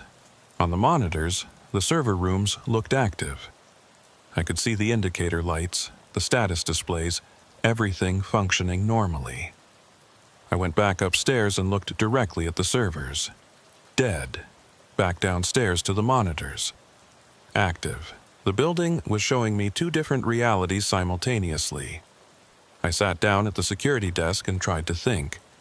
The logbook entries described a normal shift, uneventful, routine. But what I was experiencing was anything but normal, unless the normal shift hadn't happened yet, unless I was experiencing events out of sequence, and the real shift, the one that would be logged and recorded and remembered, was still to come. But if that was true, what was I doing right now? What was this version of the night? This experience that nobody would ever record? At 0300, my radio crackled. Post 7, status check. I grabbed the radio and transmitted. Central, this is Agent Hayes. I need to report. But what came out of my mouth didn't match what I intended to say. My voice, speaking on its own, said, Post 7, all clear. No incidents. I tried again, forcing the words. I'm experiencing timeline disruption. I need... But again, my voice transmitted something different. Everything normal. Next check at 400. I wasn't in control of what I was saying. My future self was speaking through me, delivering the reports that had already been logged, that had already happened according to some version of reality I hadn't experienced yet. I dropped the radio and looked at my hands. They were fading, not disappearing but becoming translucent. I could see the desk through them. I was being edited out of this timeline. The version of me that was logged, recorded, and official was overwriting the version of me that was experiencing these anomalies. Reality was correcting itself, removing the inconsistency. I grabbed the logbook and flipped to November 16th. The page was there again, but this time I could see through it. The paper itself was becoming transparent. I tried to write in it, to add my own entry, to document what was really happening. But the pen passed through the page without leaving a mark. I was already too insubstantial to affect the record. The security office around me was changing. The walls looked newer, the equipment different. I was seeing the building at different times, different eras, all layered over each other like multiple exposures on the same photograph. In one version, I was sitting at the desk, filing routine paperwork. In another, the office was empty. In another, it was under construction, plastic sheeting and power tools visible. All of these times existed simultaneously. All of them were equally real and equally present, and I was slipping between them, unable to anchor myself to any single moment. At a 400, the lights went out completely. Not a power failure, but total darkness, absolute black. In the darkness, I heard voices, multiple versions of myself, speaking different words at different times, all overlapping. Post 7, all clear. I need backup. Something's wrong. Shift concluded without incident. Please, someone help me understand. Building secured for the night. I'm trapped in time. I'm seeing all of my voices, all of my experiences, all existing in the same space but in different moments, unable to reach each other, unable to help each other. Then the lights came back on. The security office looked normal again. I checked my watch, 0403. My hands were solid again, no longer translucent. The logbook sat on the desk, open to November 15th. My entries from earlier in the shift were there, neat and complete, ending at 0400. I logged the next entry. 0403. Experienced significant disorientation. Recommend medical evaluation if symptoms persist. The ink took. The words stayed visible. I was existing in normal time again, at least for the moment.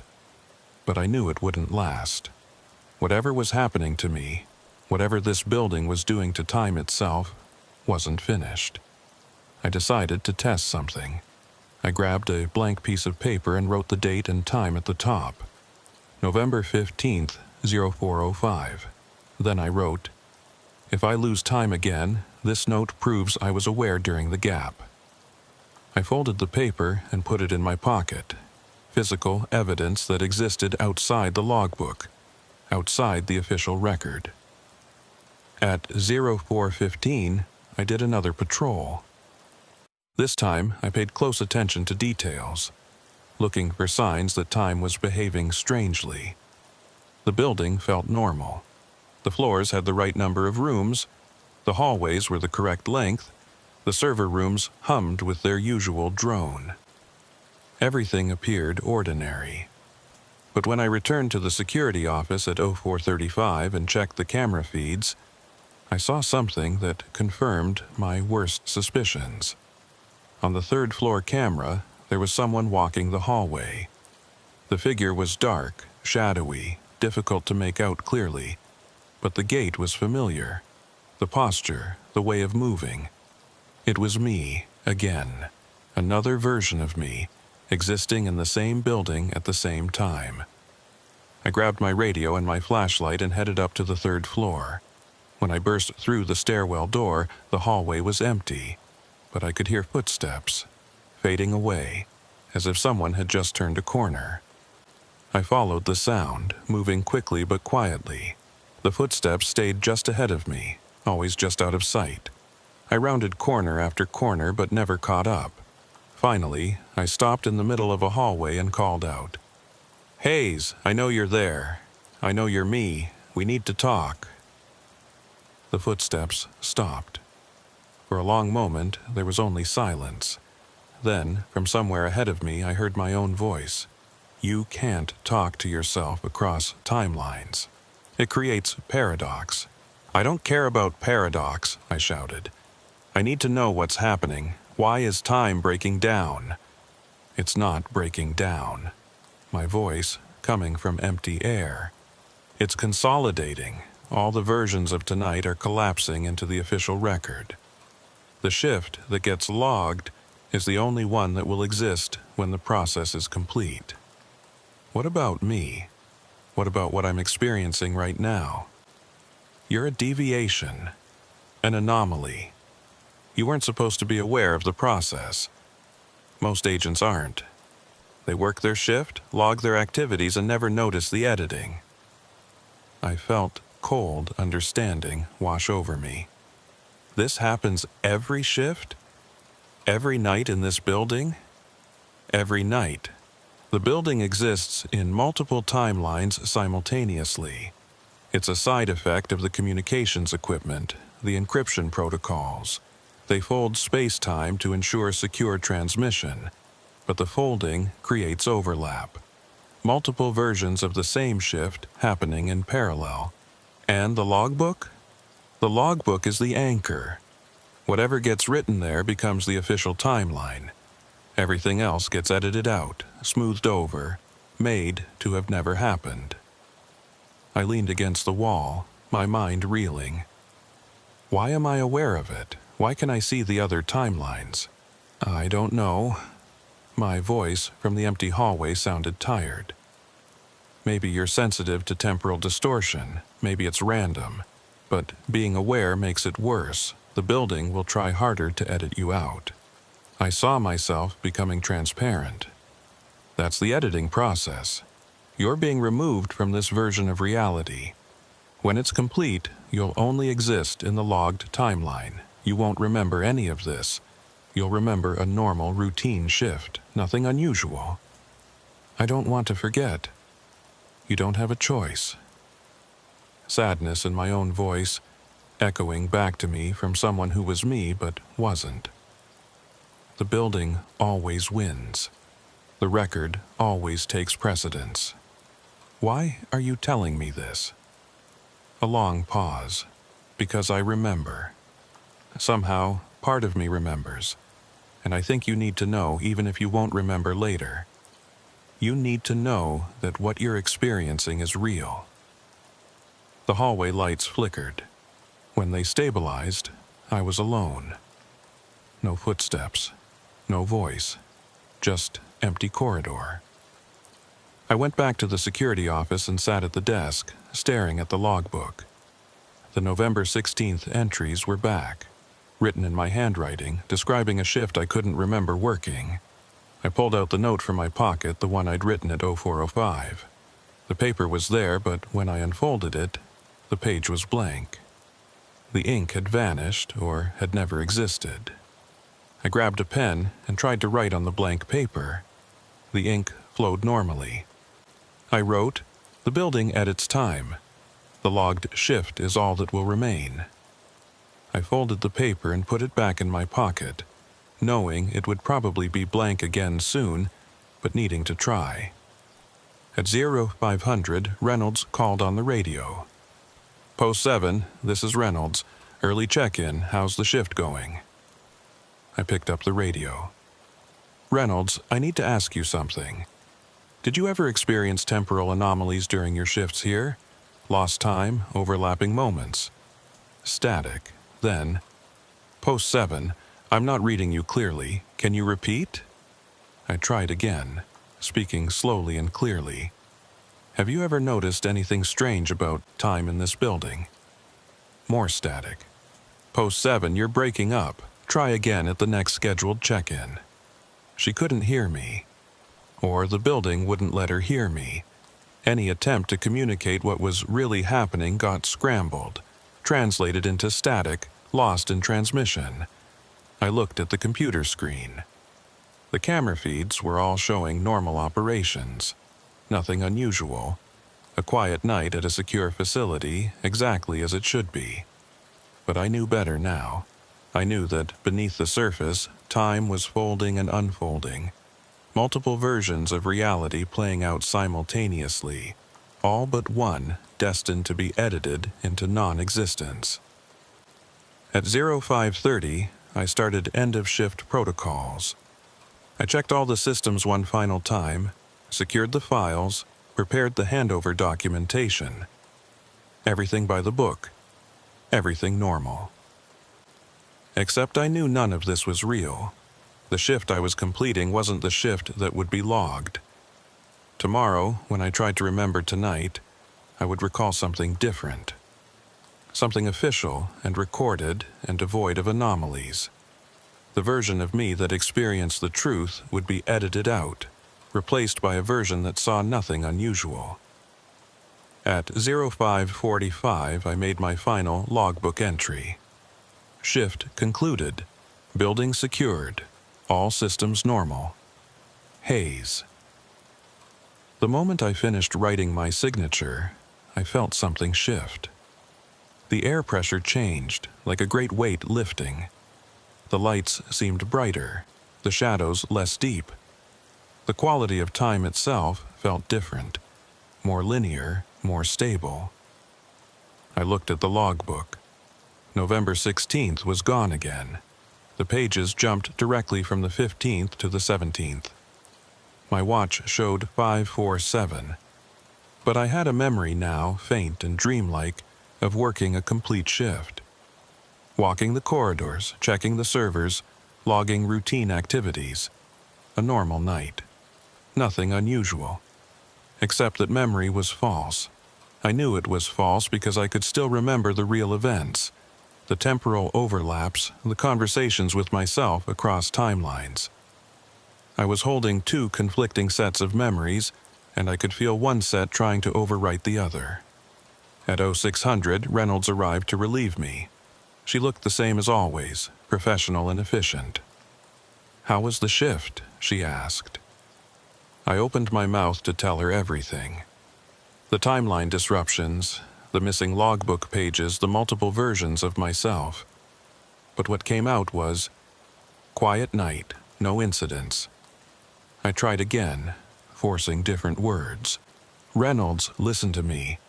The building does something to time. You need to..." But my voice betrayed me again. "All systems checked out. Building is secure for day shift." I couldn't tell her. The building wouldn't let me. Any attempt to communicate the truth got translated into routine pleasantries. Reynolds nodded, already focused on the computer screens.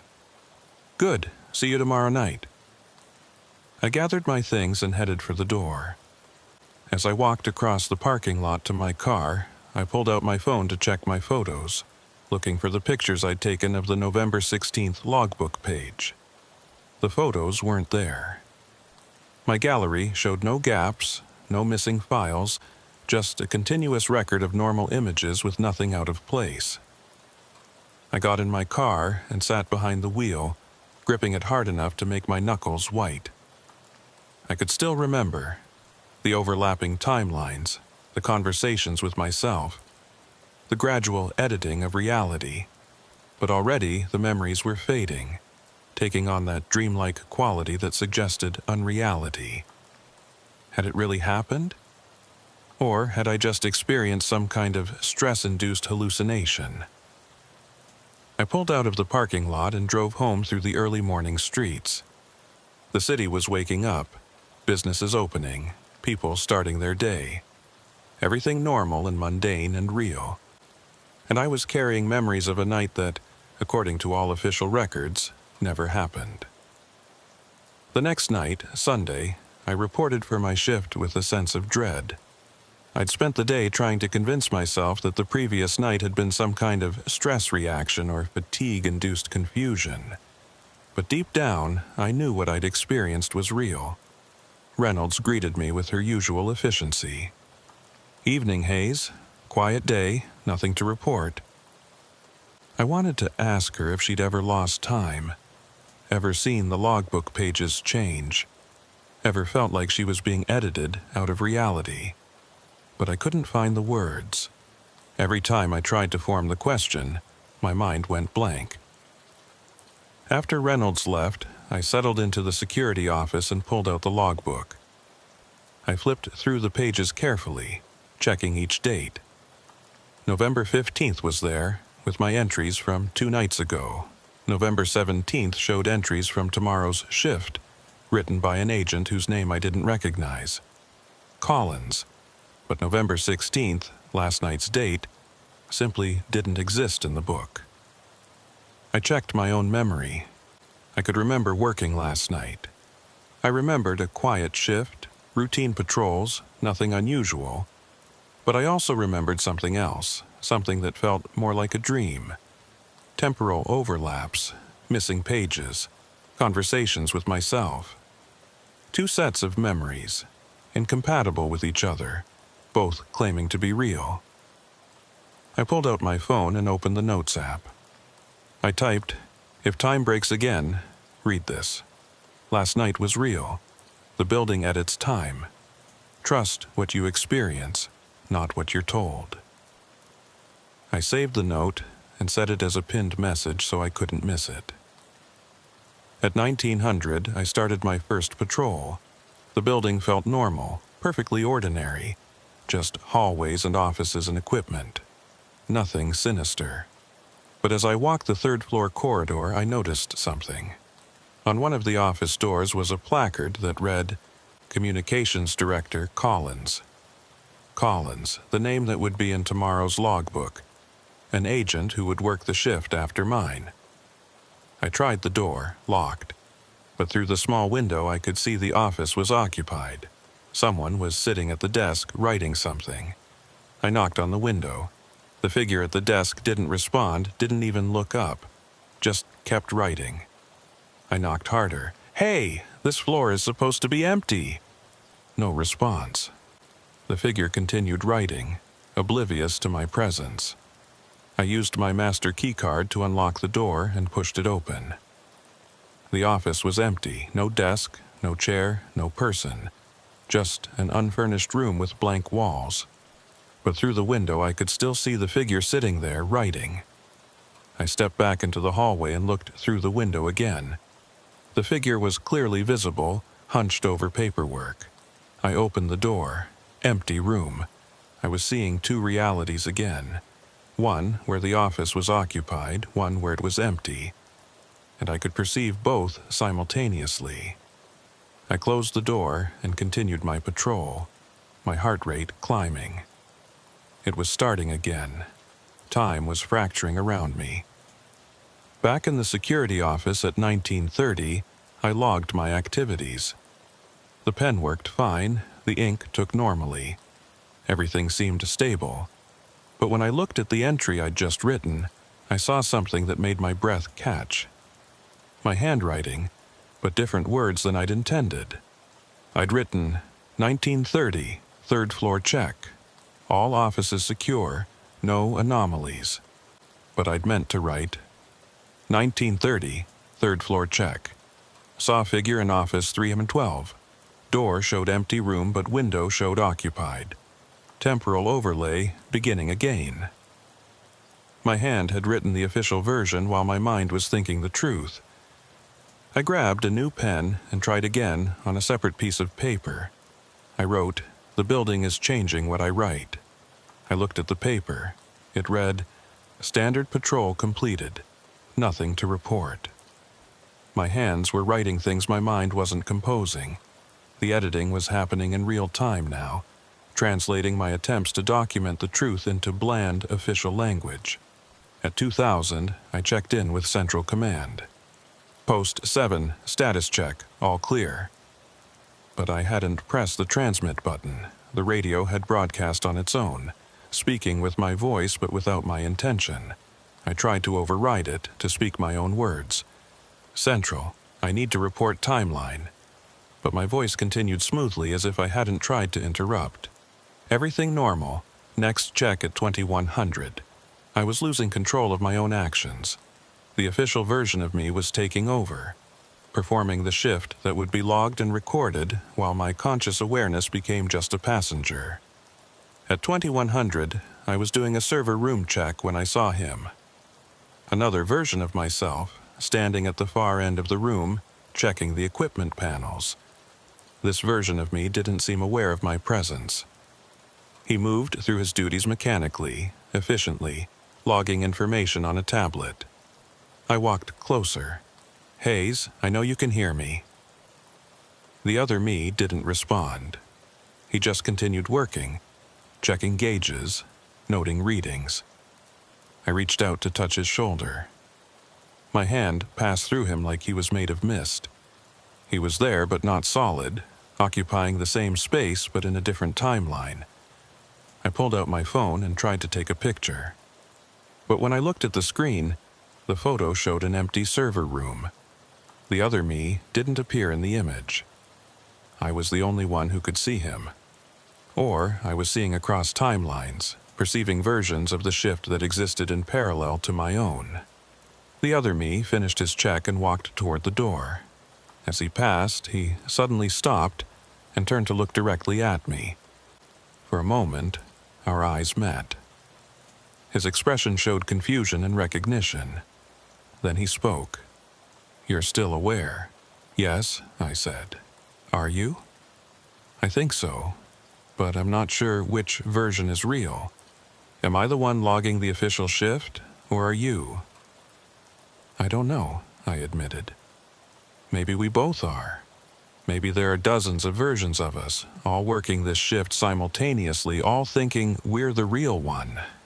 The other me looked troubled. "If that's true, which one survives? Which version gets to keep existing when the timelines consolidate?"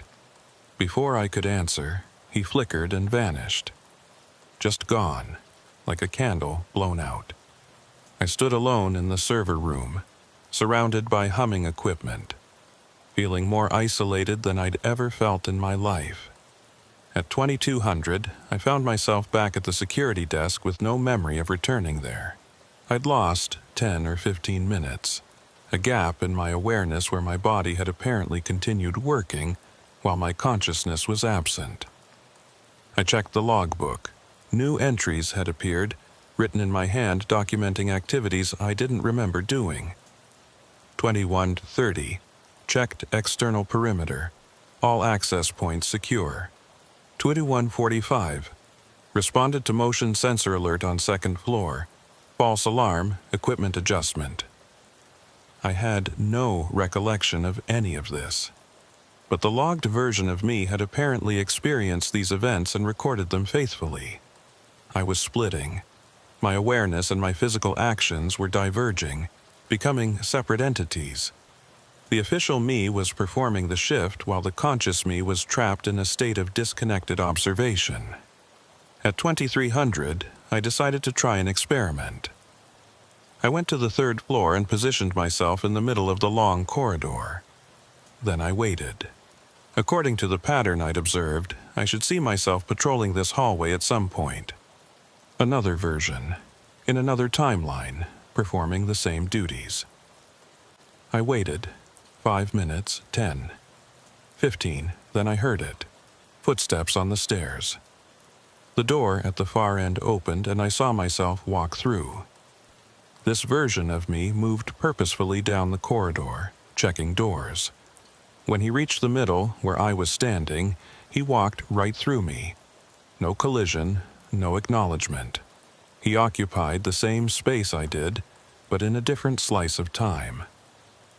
I turned and followed him, watching myself work.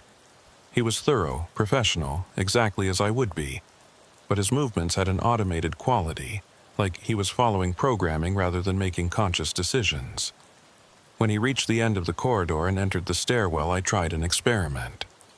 I ran ahead, taking a different route, and positioned myself at the bottom of the stairs before he could get there. The door opened and he emerged. I stood directly in his path. He walked through me again without slowing down, without any indication that he perceived me at all. But as he passed through my position, I felt something. A jolt of connection, a momentary overlap of consciousness. For just an instant, I could feel what he was feeling, think what he was thinking. He wasn't aware of the temporal anomalies. His experience was of a normal shift, routine and unremarkable. He was content, calm, doing his job well. He was the version that would be preserved, the version that matched the official record. And he had no idea that other versions of himself were struggling with the knowledge of what the building really was. At midnight, I sat in the security office and wrote a note to myself on a piece of paper. You are aware of the timelines. Don't let them make you forget. I folded the note and put it in my breast pocket, right over my heart. Maybe proximity to something vital would help it survive the editing process. At 0100, my radio came to life with a voice I didn't recognize. Agent Hayes, this is Agent Collins. Can you read me? Collins, the agent who would work tomorrow night's shift. Collins, this is Hayes. You're not scheduled until tomorrow. Why are you on this channel? Tomorrow? Collins sounded confused. Hayes, it's Monday night. I'm here for my shift. Why are you still on this frequency? I looked at my watch. Sunday night, 0105. Collins, it's still Sunday. You're a day early. No, Hayes, it's Monday. November 17th. You should have clocked out hours ago. I pulled out my phone. The date display showed November 17th. But that was impossible. I'd just started my shift 4 hours ago. It was still Sunday, still November 16th. Except, according to my phone, an entire day had passed without me experiencing it. Collins, listen to me carefully. The building does something to time. If you're experiencing anything unusual, any missing time or temporal overlaps, you need to document it however you can. Static. Then, Hayes, you're not making sense. Are you feeling all right? Should I call for medical support? No, I'm fine. Just be careful. Pay attention to the logbook and don't trust your memories of the shift. They might not be real. Hayes, I'm going to report this conversation. You sound like you're having some kind of episode. The connection cut off. I was alone again with the humming equipment and the impossible date on my phone. I went to the logbook. The page for November 16th was there now, but all the entries were written in a hand I didn't recognize. Collins' handwriting. He'd already worked the shift I thought I was currently working. I flipped to November 17th. Empty pages waiting to be filled. No, that wasn't right. I flipped back. November 15th had my entries. November 16th had Collins' entries. November 17th was blank. But I'd been working November 16th. I was sure of it. I'd reported at 1800 on Sunday, November 16th. Except now, all the evidence said today was Monday the 17th. And I was working Monday's shift. And Sunday's shift had already been completed by Collins. An entire day had been edited out of my experience. I'd lost Sunday, lost my shift, lost a full rotation of the Earth.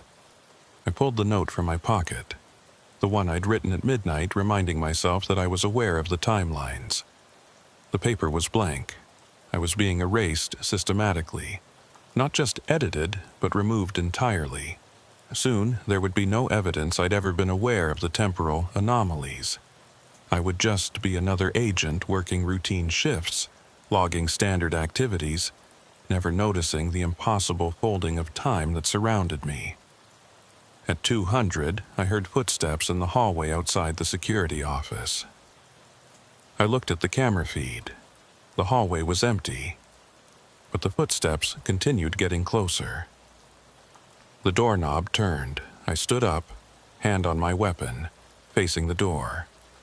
It opened slowly, and I saw myself walk in. Not a past or future version. Not a temporal echo, but me right now, in this moment, walking through a door I was watching from the other side. We stared at each other. Same uniform, same age, same expression of confusion and fear. "Which one are you?" I asked. "The one working Monday night," he said. "Which one are you?" I thought I was working Sunday night, but now I think I'm working Monday too. We both looked at the logbook. It showed Monday's date, November 17th, with no entries yet. A blank shift waiting to be logged. "We're the same shift," the other me said. "We've been split into separate awareness, but we're both living the same hours. When time consolidates, only one of us will remain." "How do we know which one?" He shook his head. "We don't. Maybe neither of us. Maybe a third version we can't see, the one that's logging everything normally without noticing any of this." He walked closer, and I noticed he wasn't casting a shadow. The overhead lights passed through him like he wasn't fully solid. "You're fading," I said. "So are you," he replied, pointing at me. I looked down at my hands. He was right. I could see the desk through them, faint but definite. I was becoming translucent. "The timeline is choosing," I said. "It's deciding which version to keep. Or it's discarding both of us." He sat down in the chair, or tried to. He passed partially through it before finding solidity. "Maybe we're both the anomalies. Maybe there's an official version of this shift happening right now that we can't see, and we're just glitches being edited out." The lights flickered. When they stabilized, the other me was gone. I was alone in the security office, becoming more transparent with each passing second. I grabbed the logbook and tried to write something, anything, to anchor myself to this reality. But the pen passed through the page without leaving a mark. I was too insubstantial now to affect physical objects. I was becoming a ghost in my own shift. At 0300, I couldn't feel the floor anymore. I was standing on it, or I thought I was, but there was no sensation of contact. I was present, but not participating. Observing, but not affecting. I walked through the building, passing through walls and doors like they were made of mist. I could see everything, but interact with nothing. On the second floor, I saw another version of myself doing a server room check. He was solid, corporeal, real. He logged his activities on a tablet, then left the room through the door like a normal person. That was the version that would survive. The one who experienced nothing unusual, who had no awareness of the temporal folding, who would log a routine shift and remember nothing strange. I tried to speak to him, to warn him, but no sound came out. I was beyond sound now, beyond matter. Just a consciousness drifting through a building that no longer acknowledged my existence. At 0400, I found myself in the security office without having walked there. I was just there, sitting at the desk or hovering near it. I couldn't quite tell which. The logbook was open, filled with entries in my handwriting. A complete record of a normal shift, everything logged properly, everything routine. I had no memory of writing any of it. On the computer screen, I could see the time, 0403. In 3 hours, the shift would end. Day shift would arrive. And whatever version of me existed in that future would hand over custody of the building with no awareness that anything strange had happened. I would forget, or I already had forgotten, or I'd never known. Time was so tangled now I couldn't tell what was memory and what was premonition. At 0500, I felt myself starting to fade completely, not just visually, but existentially. The building was finishing its editing, removing the anomaly, smoothing over the glitch. Soon, I would simply cease to be, and only the official version would remain. I made one last attempt to leave evidence. I tried to write on the wall, scratch something into the desk, leave any mark that would prove I'd been aware. But I couldn't affect anything. I was less than a ghost. I was a memory. The building was actively forgetting. The last thing I remember from that night was watching the sun come up through the window.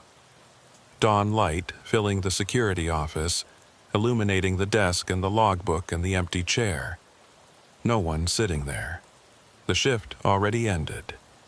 Day staff arriving, going about their normal routines, never knowing that something impossible had just occurred in the building they worked in. And me, watching from nowhere, from a slice of time that didn't exist in any official record. Then, even that faded. I woke up in my car in the parking lot. The sun was high overhead, mid-afternoon by the look of it. My phone showed 14:30 hours, Monday, November 17th. I had no memory of how I got there. The last thing I clearly remembered was starting my shift Sunday night at 1800. Everything after that was confused, fragmented, like trying to remember a dream.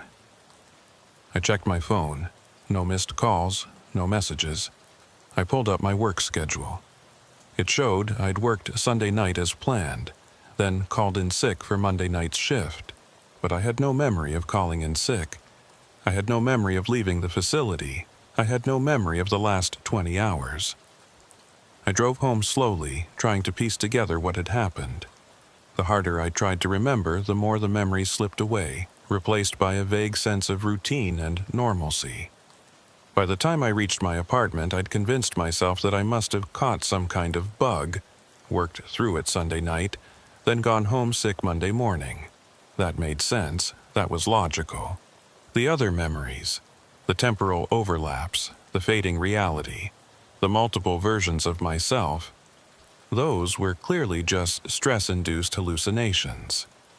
Fever dreams, nothing real. I spent Monday evening resting, convinced I'd just had a rough shift and let my imagination run wild. Tuesday, I reported for my shift as usual. Reynolds briefed me on the usual protocols. Everything normal.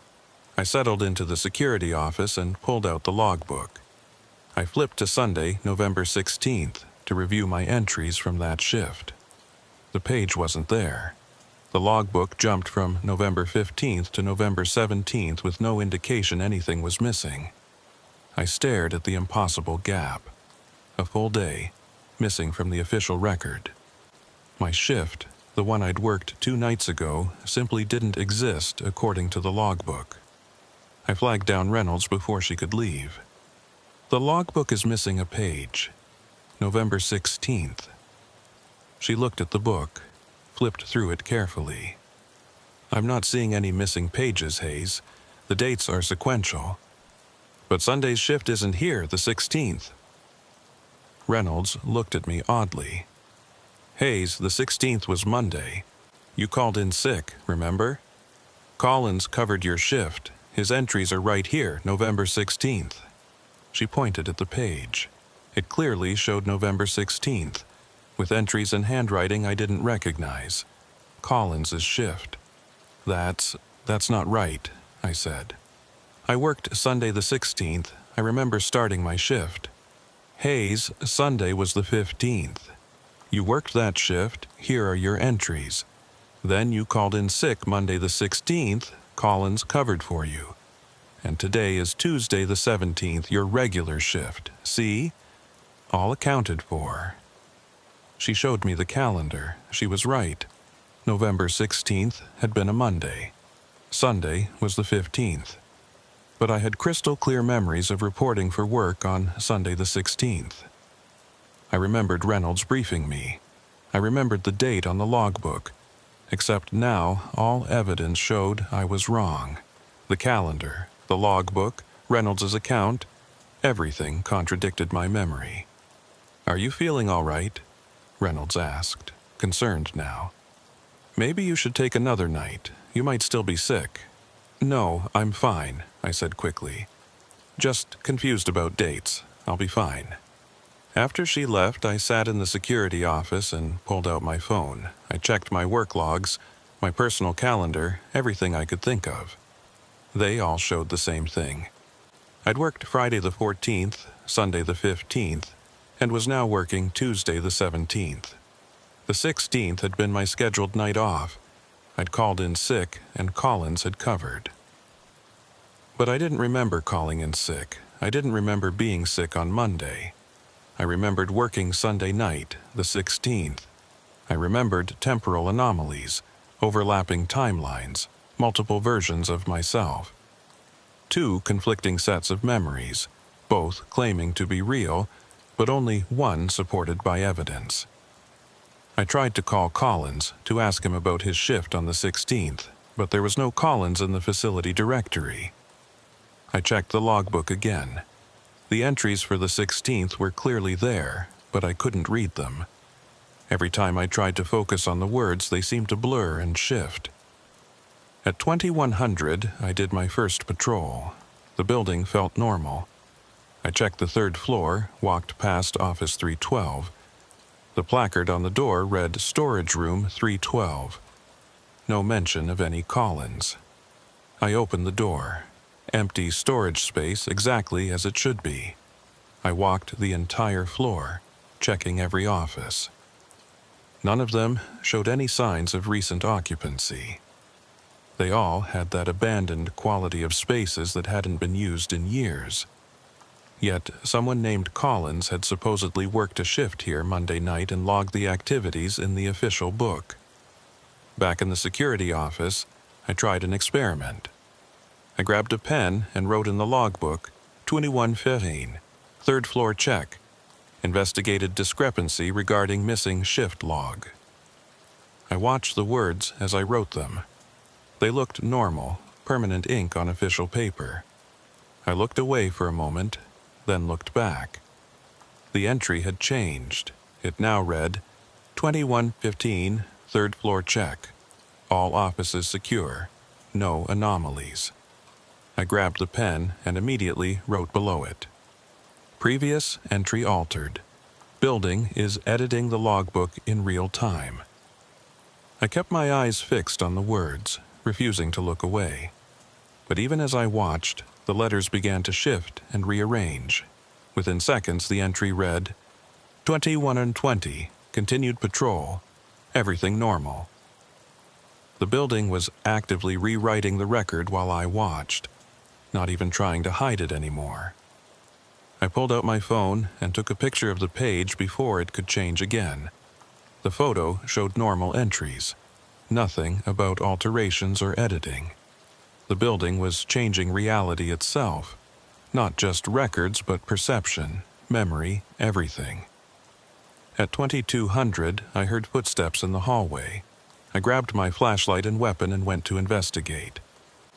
The third floor corridor was empty, but the footsteps continued. They seemed to come from everywhere and nowhere, echoing in impossible ways. I followed the sound to Office 312.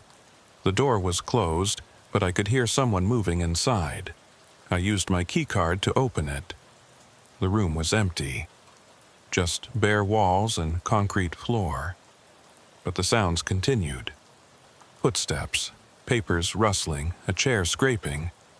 I stood in the center of the empty room and listened to sounds that had no source. Activity from a timeline that didn't exist, bleeding through into mine. Collins, I called out. I know you're here. I know you worked Monday night. I need to know what you experienced. The sounds stopped.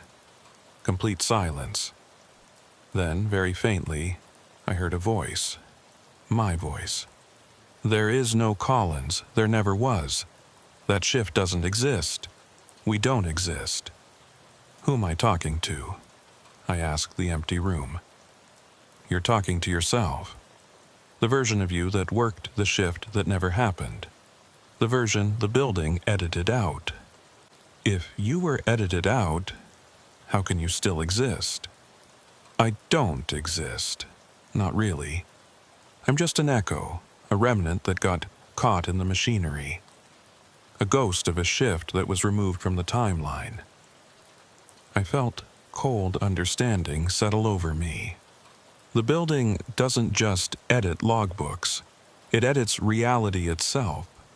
Entire shifts just cease to have ever happened. Yes, my voice from empty air. And the people who work those shifts cease to have ever worked them.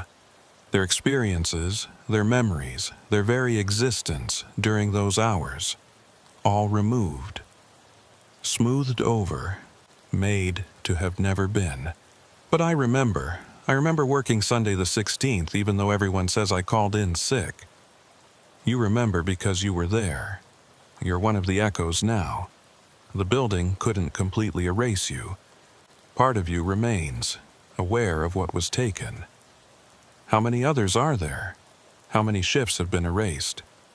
Look at the logbook, really look at it. Not at the pages that are there, but at the spaces between them. I went back to the security office and examined the logbook carefully. The binding, the page edges, the thickness of the book. It was too thin. A year's worth of daily entries should have made the book much thicker. But it was barely half an inch, maybe 200 pages. I counted the pages. The book jumped from one day to another with irregular gaps. November 15th, 17th, 19th, 22nd, 25th. Random dates included, others missing. No pattern I could discern. But when I tried to flip to the missing dates, my fingers found no purchase. The pages weren't there to turn to. They'd been removed so completely they'd never existed. Dozens of shifts, maybe hundreds over the years, just gone. Edited out of the record, out of time, out of existence. And the agents who'd worked those shifts, where were they? "We're here," my voice said from the empty security office, though I was the only one visible in the room. All of us, the ghosts of shifts that never happened.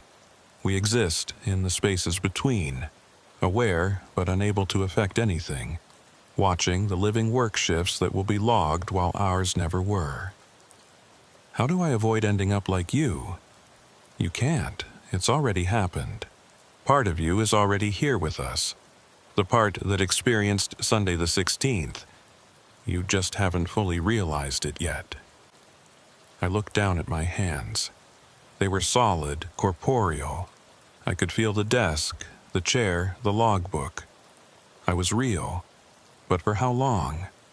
How much of me was already fading, already edited out, already becoming another echo in a building that consumed shifts and turned them into non-existence? At 0100, I started noticing more of them. The ghosts of shifts that never were. They appeared in the camera feeds, faint and translucent, moving through their routines. Agents I didn't recognize, some in current uniforms, some in styles from decades past. All of them working shifts that had been removed from the official record. All of them trapped in a state of partial existence, aware enough to know what had happened, but powerless to change it. I could see them everywhere now. In the hallways, the server rooms, the offices. Dozens of figures moving through the building, each one experiencing their own erased shift, each one invisible to the others. We were all there, all occupying the same space, all existing in parallel timelines that had been severed from the main flow of reality. At 0300, I saw Reynolds. Not the current Reynolds, but a younger version from years ago, working a night shift that had been edited out. She moved through the security office like I wasn't there, checking equipment that no longer existed, logging entries in a logbook that wasn't there. I tried to speak to her, but she couldn't hear me. We were in different slices of time, different versions of reality that happened to overlap. "How long have you been here?" I asked, knowing she couldn't answer. But another voice responded, from somewhere in the room I couldn't see. 23 years. I spun around. Who said that?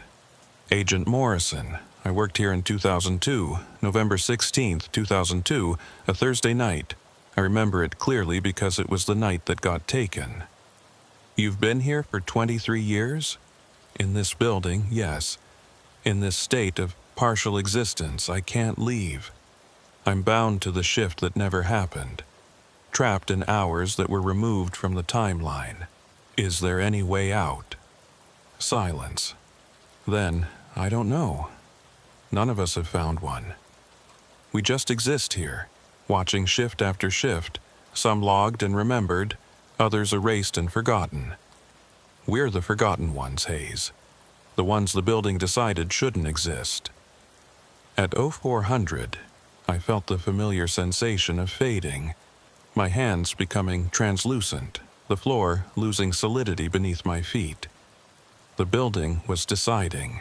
This shift, my shift, Tuesday the 17th, it was being evaluated for existence. Would it be logged and remembered?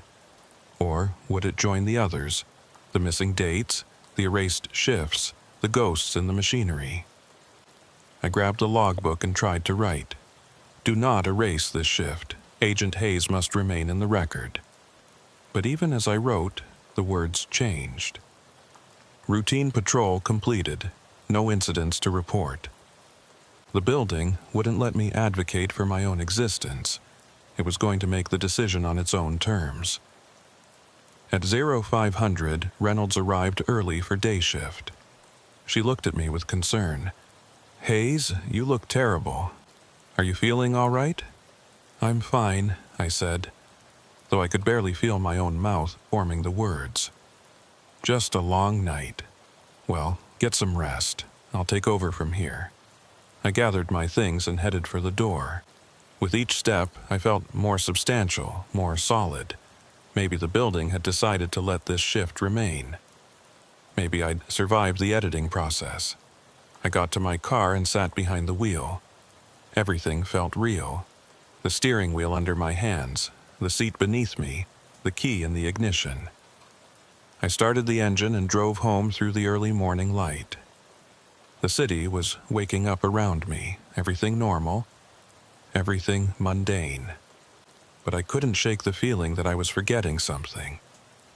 Something important. Something about my shift that I needed to remember.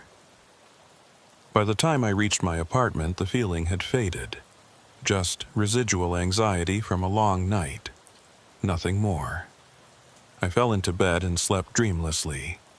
When I woke up that evening, I checked my work schedule. It showed I was off tonight, Wednesday the 19th. My next shift was Friday the 20th. Wait, that wasn't right. I'd worked Tuesday night. My next shift should be Wednesday, not Friday. I checked my phone calendar. It showed I'd requested Wednesday off weeks ago for a dental appointment. But I didn't remember making that request. I didn't have any dental appointments scheduled. I called the facility. Reynolds answered. Hey Hayes, what's up? I'm just checking my schedule. I'm off tonight, right? That's right. You requested Wednesday off last month. Agent Grant is covering for you. Grant? I didn't recognize the name. Yeah, new guy, just transferred in. He's working Wednesday nights for the next month while he gets oriented. I thanked her and hung up. Something was wrong. My schedule had changed, and I had no memory of requesting the time off. I pulled out the calendar and looked at the dates. November 15th, 17th, 19th, 20th, my shifts. The 16th and 18th were marked as days off, covered by Collins and Grant, respectively. But I had no memory of Collins or Grant, and I had no memory of requesting those days off. I got in my car and drove to the facility. I needed to see the logbook, to check the entries, to confirm that those shifts had actually happened without me. Reynolds seemed surprised to see me. Hayes, I thought you were off tonight. I am. I just need to check something in the logbook. Won't take a minute. She looked hesitant, but let me in. I went straight to the security office and pulled out the logbook. I flipped to November 16th. The page was there, filled with entries and handwriting I didn't recognize. I flipped to November 18th, today, another page, more entries in different handwriting. Both shifts had happened, both were logged and official. But I had no memory of being absent, no memory of these other agents working my shifts. "Reynolds," I called out. "Who is Collins?" She came into the security office. "Collins? Never heard of him. Why?" I pointed at the November 16th entries. "He worked this shift. It's logged right here." Reynolds looked at the page. "Hayes, those are your entries. That's your handwriting." I looked again. She was right. The handwriting was mine. My signature at the bottom of each entry. But I hadn't written them. I'd never even been here on the 16th. I'd called in sick. Except now, the official record showed I'd worked that night and written these logs myself. "Hayes, are you sure you're feeling all right?" Reynolds asked gently. "Maybe you should see medical. You seem really confused." I left without answering.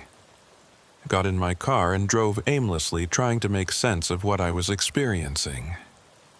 The building was rewriting my history, not just the official logs, but my actual past. Shifts I hadn't worked were being added to my record. Shifts I had worked were being removed. My personal timeline was being edited and reorganized according to rules I didn't understand. By the time I got home, I'd convinced myself that I was just tired, stressed, maybe coming down with something. The confusion would pass. But deep down, in a place I couldn't quite access consciously, I knew the truth. I was being edited, systematically. Shifts were being added and removed, memories were being altered, my very existence was being reorganized. And soon, I would forget that anything unusual had ever happened. I would remember only what the building wanted me to remember. I would be just another agent working routine shifts, logging standard activities, never noticing the impossible machinery that surrounded me, never knowing that parts of me had been removed, edited out, made to have never existed. The building always wins. The record always takes precedence. And the agents who realize what's happening, we become echoes, ghosts, fragments of shifts that never were, aware enough to know we've been erased but powerless to prove it. I'm writing this now while I still can, while I still remember. But I know that soon these words will change. They'll become something ordinary, something bland and official. And I'll forget I ever wrote them, just like I'm forgetting everything else. The building is patient. It's been here longer than any of us. It will be here long after we're gone, and it will keep editing, keep removing, keep rewriting. Until only the shifts it approves remain, until only the agents it wants survive. The rest of us will be here, in the spaces between, in the hours that never happened, in the timeline that was erased. We'll be the ghosts in the machinery, the shifts that were never logged. If you're reading this, if somehow these words survived the editing process, please know that we exist. We're real. We were there. We just weren't allowed to remain. And if you work nights in a building that seems to play with time, pay attention to the logbook. Look for the missing dates. Notice the gaps. Because every gap is a shift that was erased. And every erased shift is an agent who became an echo. We're still here. We're still working our shifts. We just don't exist anymore. Not officially. Not in any way that matters. But we remember, and we're trying to warn you.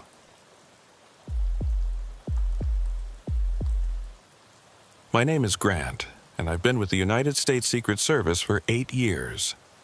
I've protected presidents, secured foreign dignitaries, and worked more high-stress details than I can count. But nothing in my training prepared me for the White House after 3 a.m. They don't tell you about the 3 o'clock rule during orientation. It's not in any manual, not part of any official briefing. You learn about it from the other agents, the ones who've worked the overnight interior posts long enough to know. They tell you in quiet voices during shift changes when no supervisors are listening. After 3 in the morning, you follow protocol exactly. No deviations, no improvising, no matter what you see or hear. You do your job by the book. and you don't ask questions. I didn't understand what they meant until my third week on the night shift. My assignment was straightforward enough. Interior security, second floor of the White House residence.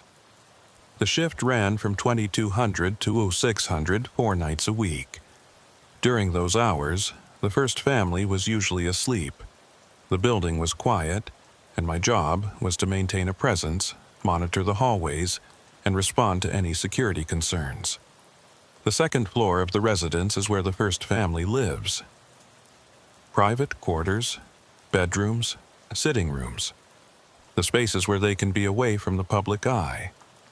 During the day, it's active with staff, family members, and occasional visitors. But at night, after about 11 p.m., it's supposed to be quiet. Everyone asleep, lights dimmed, just silence and stillness. That's the theory, anyway. My supervisor was Agent Walker, a 15-year veteran who'd worked more night shifts than anyone else in the detail. He was in his mid-40s, with gray creeping into his hair and the kind of calm demeanor that came from seeing everything twice. On my first night, Walker walked me through the protocols. "Your post is here," he said, indicating a position near the center hall. "You maintain visibility of the main corridor. You check in every 30 minutes on the radio, and you respond to any unusual activity." "Define unusual," I said. Walker paused, choosing his words carefully. "Anything that deviates from normal residential patterns, unexpected movement, unauthorized persons, security system alerts. Use your judgment." "What about the first family? If they can't sleep and decide to walk around?" "You maintain a respectful distance, you don't engage unless engaged, and you log it in your report. But honestly, that almost never happens. Most nights, once everyone's asleep by 11 or so, they stay asleep until morning." He showed me the posting log, a simple clipboard where I'd note the time of my checks and any observations. The previous week's entries were mind-numbingly boring. 23:30, corridor check, all quiet.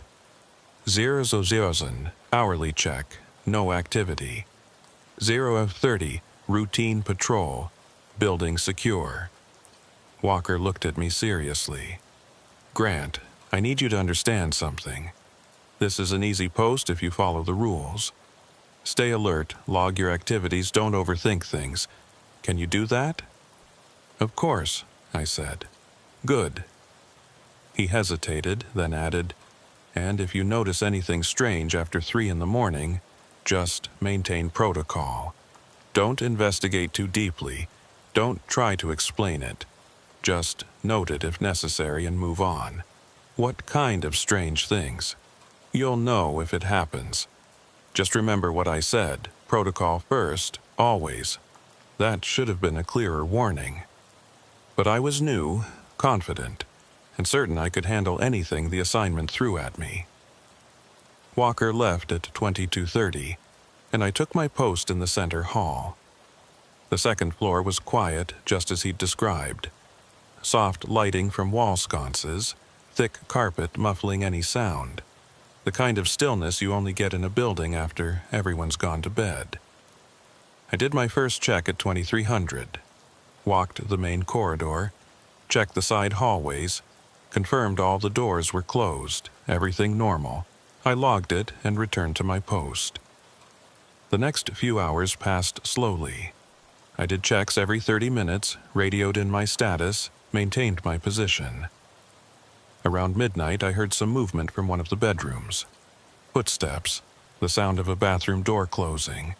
Normal nighttime activity. I noted it in the log and continued my watch. At 0100, I did another patrol. The building felt different at this hour, more isolated. During earlier checks, I could still sense the residual energy of the day, like the building was still settling. But after 1 in the morning, that faded completely. It felt like I was the only person awake in the entire structure. I checked the treaty room, the center hall, the west sitting hall, all secure. started to head back to my post. That's when I noticed the temperature had dropped. Not dramatically, but enough to notice. I could see my breath fogging slightly in the air. I made a note to mention it to maintenance in the morning. Old buildings had climate control issues. At 200, I radioed in my status. Second floor post, hourly check, all clear. The response came back. Copy that. Weather's changing outside, might affect building temperature. Let us know if it becomes an issue. So they'd noticed it too. That was reassuring. Just a normal fluctuation. At 0:30, I was standing at my post when I heard something that made me pause. Music. Very faint, barely audible, coming from somewhere down the hallway. I listened carefully. It sounded like a piano, playing a melody I didn't recognize. Soft, melancholic, the kind of thing you might hear in an old movie. I checked my watch. 0237. Still within normal hours. Maybe someone couldn't sleep and was playing music quietly. It wasn't unheard of. I walked toward the sound, moving quietly down the hallway. The music seemed to be coming from the direction of the yellow oval room. As I got closer, the melody became clearer. Definitely a piano, playing with skill, someone who knew what they were doing. I reached the door to the yellow oval room. It was closed, but I could hear the music clearly now, coming from inside. I knocked softly. "Excuse me, this is Agent Grant. Is everything all right?" The music stopped immediately. Complete silence. I waited for a response. None came. I knocked again. "Sir, ma'am, I'm going to need verbal confirmation that everything is okay." Still nothing. I tried the door handle. Locked. I pulled out my master key and unlocked it, pushing the door open slowly. The room was empty. No piano, no person, no music, just furniture and shadows. I stepped inside and looked around carefully. The yellow oval room didn't have a piano. Never had, as far as I knew. It was furnished with couches and chairs, antique pieces that had been there for years. I checked the room thoroughly. Nothing out of place, no sign of any disturbance, but I definitely heard music coming from this room. I closed the door and locked it, then radioed in. Second floor post. Investigated possible audio source in yellow oval room. Room is secure, no occupants, no issues found. Copy that. Could have been sound traveling from another area, old building acoustics. That made sense. Sound did strange things in historical buildings. I logged the incident and returned to my post. At 02:45, I noticed the lights in the hallway seemed dimmer than before. Not off, just reduced, like someone had lowered them using a dimmer switch. I checked the control panel near my post. Everything was set to normal levels, but the lights were definitely dimmer. I could barely make out the far end of the hallway now. I radioed in again. Second floor post. Lighting appears to have decreased. Possible electrical issue. Stand by, we'll check the systems. I waited. The lights stayed dim. The temperature seemed to have dropped further. My breath was clearly visible now. At 02:55, my radio crackled. Second floor post. Our systems show all lighting and climate control operating normally. Are you still experiencing issues? I looked at the hallway. The lights were dim, the air was cold, those were facts. But according to the monitoring systems, everything was fine. Affirmative, I said. Visual conditions appear darker than normal. Temperature feels significantly decreased. Copy. We're flagging it for maintenance. Continue normal duties. I checked my watch. 02:57. 3 minutes until 3 in the morning. I don't know why I was watching the time so closely.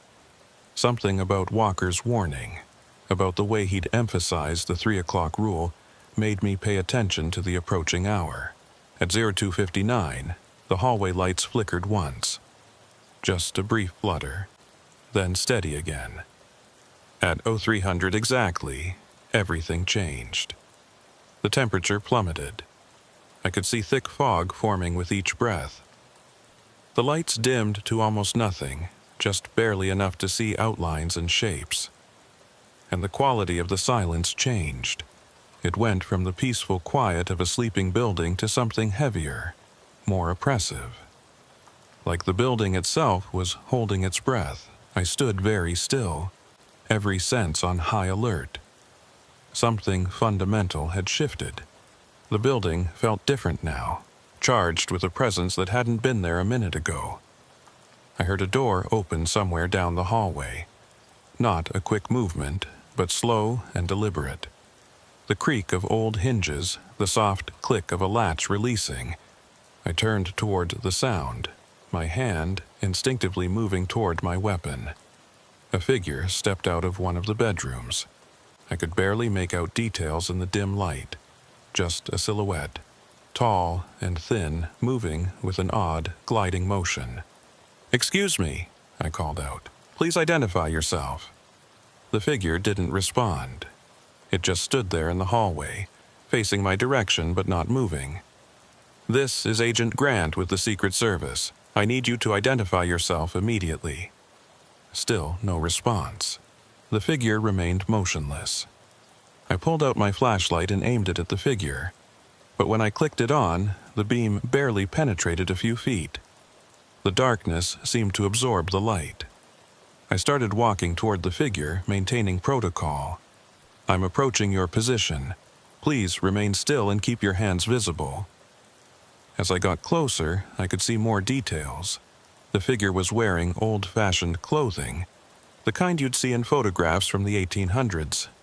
A dark suit, formal and archaic. The face was indistinct, like looking at someone through frosted glass. I was about 10 feet away when the figure turned and walked through a closed door.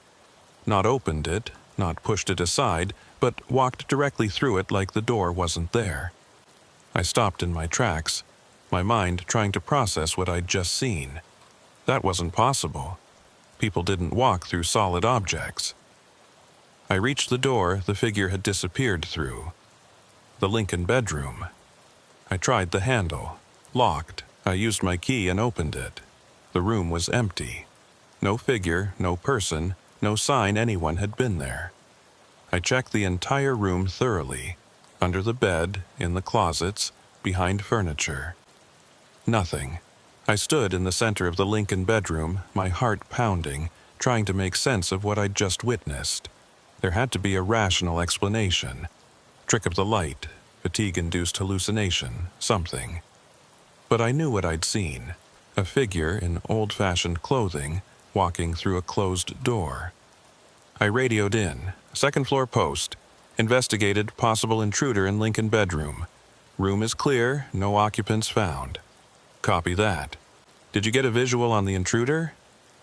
I hesitated. How could I explain what I'd seen in a way that wouldn't sound insane? Negative. By the time I reached the room, there was no one there. Might have been a shadow or lighting effect. Understood. Continue monitoring. I left the Lincoln bedroom and returned to my post. My hands were shaking slightly. I forced myself to calm down, to breathe steadily, to think rationally. Walker had warned me. After 3 in the morning, you follow protocol exactly. Don't investigate too deeply. Don't try to explain it. Just note it if necessary and move on. He'd known. Somehow, he'd known that strange things happened after 3 a.m. And he'd told me not to dig into it, just to do my job. At 03:15, I heard footsteps. Multiple sets, walking in the hallway above me. But there was no third floor in this section of the building. The ceiling above me was the roof. The footsteps continued for about a minute, then faded away. At 0:30, I saw lights flickering in the east sitting hall. Not the overhead lights, but moving lights like someone walking with a candle. I went to investigate and found the room empty, but I could smell something. Smoke. Not fire smoke, but tobacco smoke. Like someone had been smoking a pipe or cigar. At 03:45, A door at the end of the hallway opened on its own. I watched it swing wide, revealing the dark room beyond. I approached cautiously, weapon drawn now, protocol or not. The room was a guest bedroom, unoccupied according to the schedule. I stepped inside and found it empty, but the bed was unmade. Someone had been sleeping there. The sheets were disturbed, the pillow had an indentation from a head, but no one was supposed to be using this room. It had been vacant for weeks. I checked the sheets, they were warm, recently occupied. I radioed in again. Second floor post. Found evidence of unauthorized occupancy in guest bedroom 214. Investigating. Stand by. A longer pause than usual, then, Grant, what's your current time? I checked my watch. 0347. Another pause. Continue standard protocols. Don't deviate from your posting procedures, clear? There was something in the voice now, a tension I hadn't heard before. Whoever was on the other end of the radio knew what was happening. They knew about the 3 o'clock rule. Clear, I said. I left the guest bedroom and returned to my post. Around me, the White House after 3 in the morning was revealing itself. This wasn't the building I'd been guarding for the past few hours. This was something else, something that only emerged in the deepest part of the night. At 0400, I saw her. A woman in a long white dress, walking down the center hall with purpose. She moved like she belonged there, like she was going about normal business. She walked right past me without acknowledgement, heading toward the West Sitting Hall. I didn't call out this time. I didn't try to stop her. I just watched as she walked to the end of the hallway and faded from sight, becoming transparent and then nothing. At 0415, I heard voices. A conversation happening in one of the rooms, too muffled to make out words, but clearly 2 people talking. When I investigated, I found empty rooms and silence. At 0430, the lights brightened slightly. The temperature began to rise. The oppressive quality of the air started to lift. At 0445, everything returned to normal. Full lighting, comfortable temperature, the peaceful quiet of a sleeping household. It was like a switch had been flipped, transforming the building back to its ordinary state.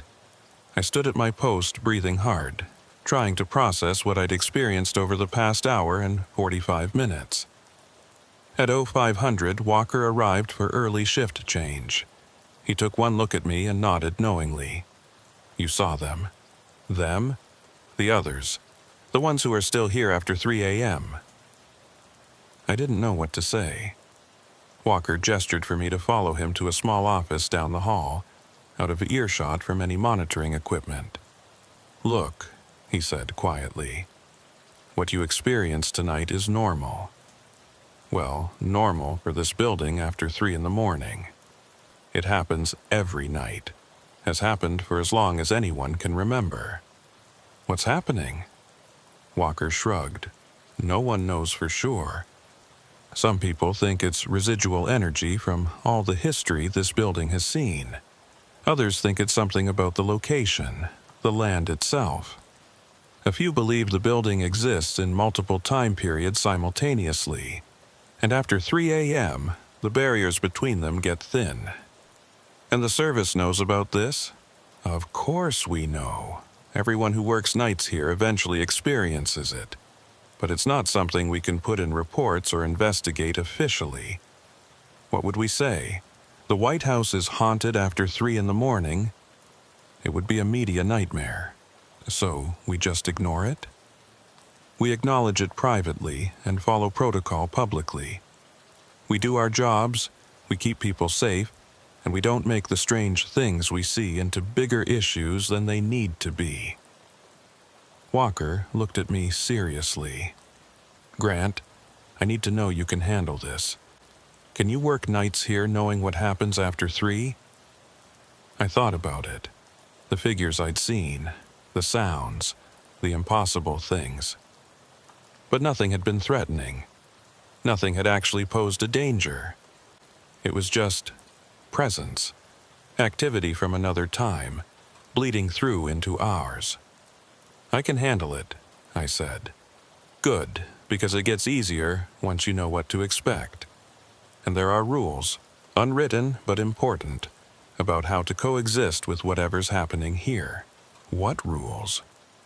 "Don't interact with them directly. Don't try to communicate or make contact. Just observe and move on. Never investigate the Lincoln bedroom between 3 and 4 if you can avoid it.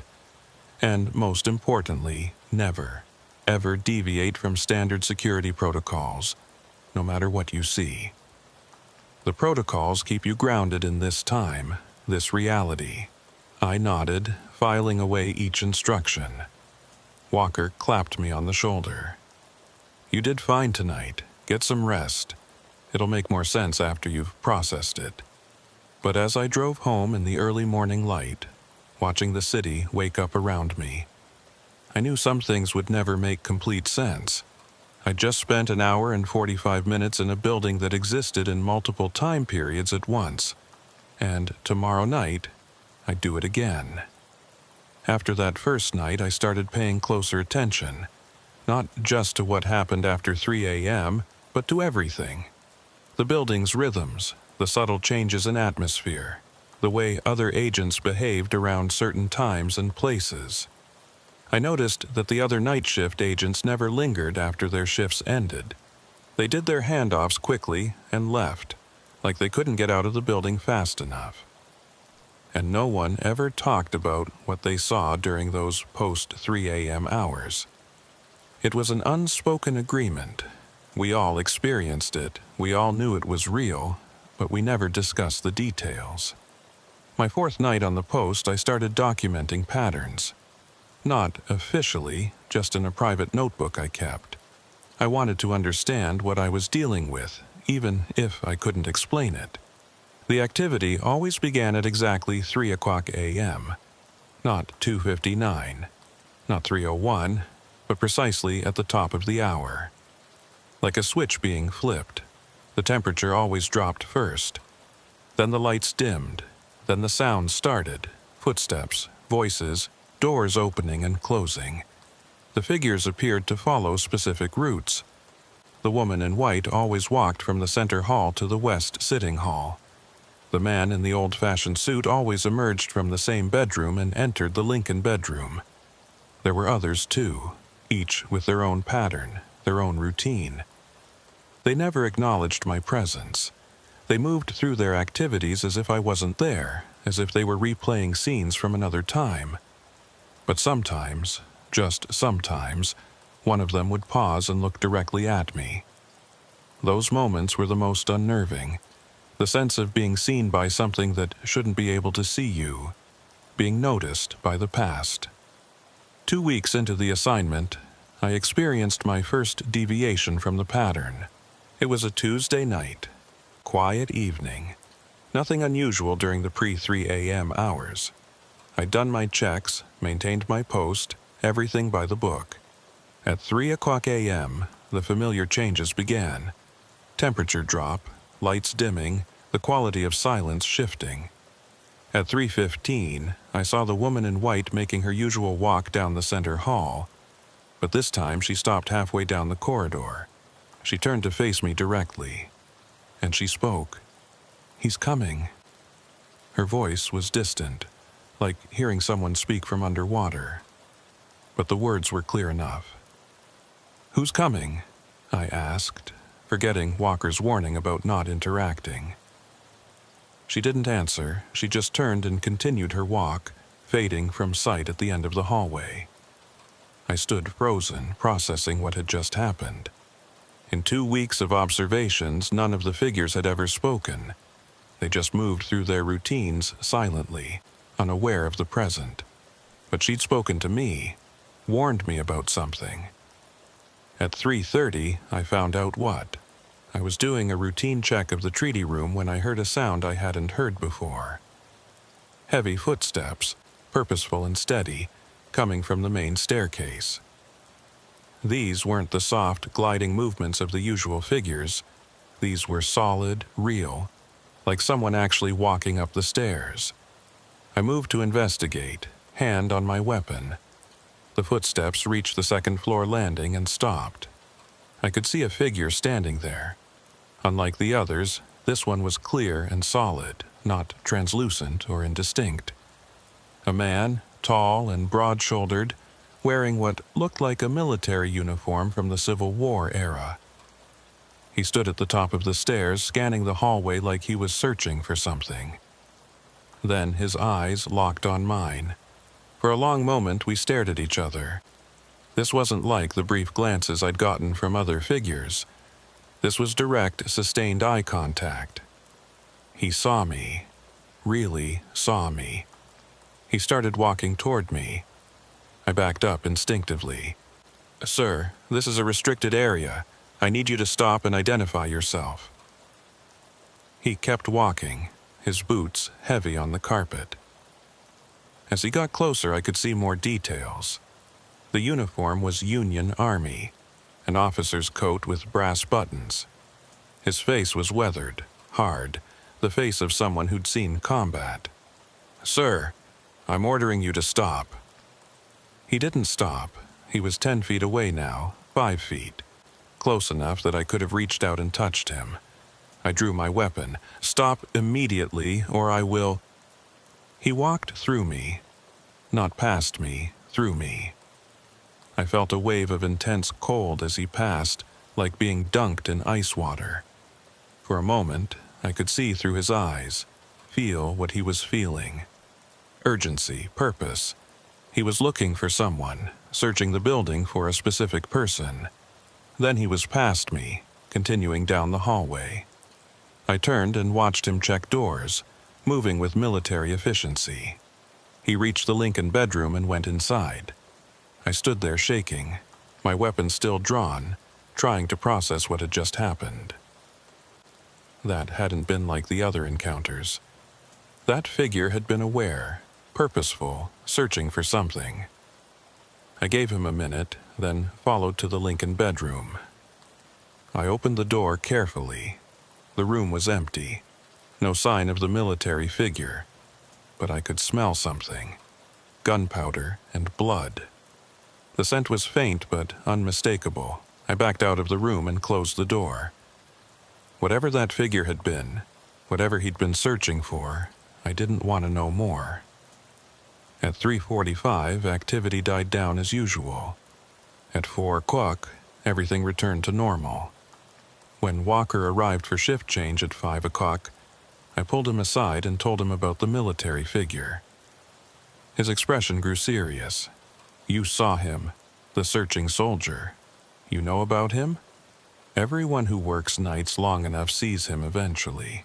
He's different from the others, more aware, more purposeful. And he's looking for something he never finds." "What's he looking for?" Walker shook his head. "No one knows. Some people think he's searching for casualties, checking on wounded men. Others think he's looking for a specific person, but he appears every few weeks, searches the building, and then disappears. He's been doing it for over a century." A century? The first documented sighting was in 1892. An usher wrote about seeing a Union officer walking the halls. Since then, dozens of people have seen him. Presidents, staff, security.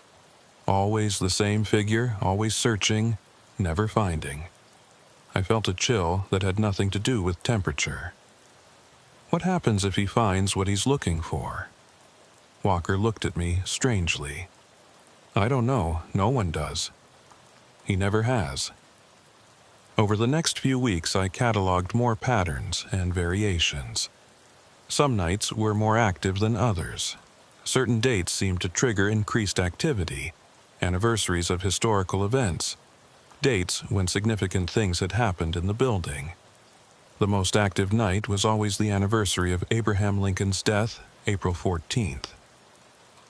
I wasn't scheduled that night, but Walker told me about it later. Every door on the second floor had opened simultaneously. Figures had crowded the hallways, dozens of them, moving through scenes from a funeral that had happened 160 years ago. "It's like the building remembers," Walker said. "The stronger the event, the stronger the echo." I started to notice other things too. Small deviations from normal reality that only appeared after 3 a.m. Doors that led to rooms that didn't exist. I'd open a door to a familiar guest room and find myself looking at a completely different space. A parlor from another era, a bedroom with Victorian furniture. Once, even a makeshift hospital ward with beds lined up in rows. When I'd close the door and open it again, the room would be normal. The modern guest room, exactly as it should be. Mirrors showed reflections that didn't match reality.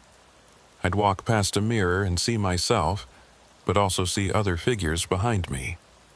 People who weren't there when I turned around. Clocks would run backward. I'd watch a wall clock and see the hands moving counterclockwise, time reversing itself. But my watch would show normal progression. The building, after 3 a.m., wasn't just haunted. It was unstable, existing in multiple time periods simultaneously, unable to decide which version of itself was real. One night, about a month into my assignment, I experienced something that made me question whether I was still in my own timeline at all. It started normally enough. The 3 a.m. changes, the temperature drop, the dimming lights. I took my post and prepared for the usual activity. At 3:15, I saw a figure I recognized. Agent Walker. But not the current Walker, a younger version, maybe 10 years younger, wearing the uniform style from a decade ago.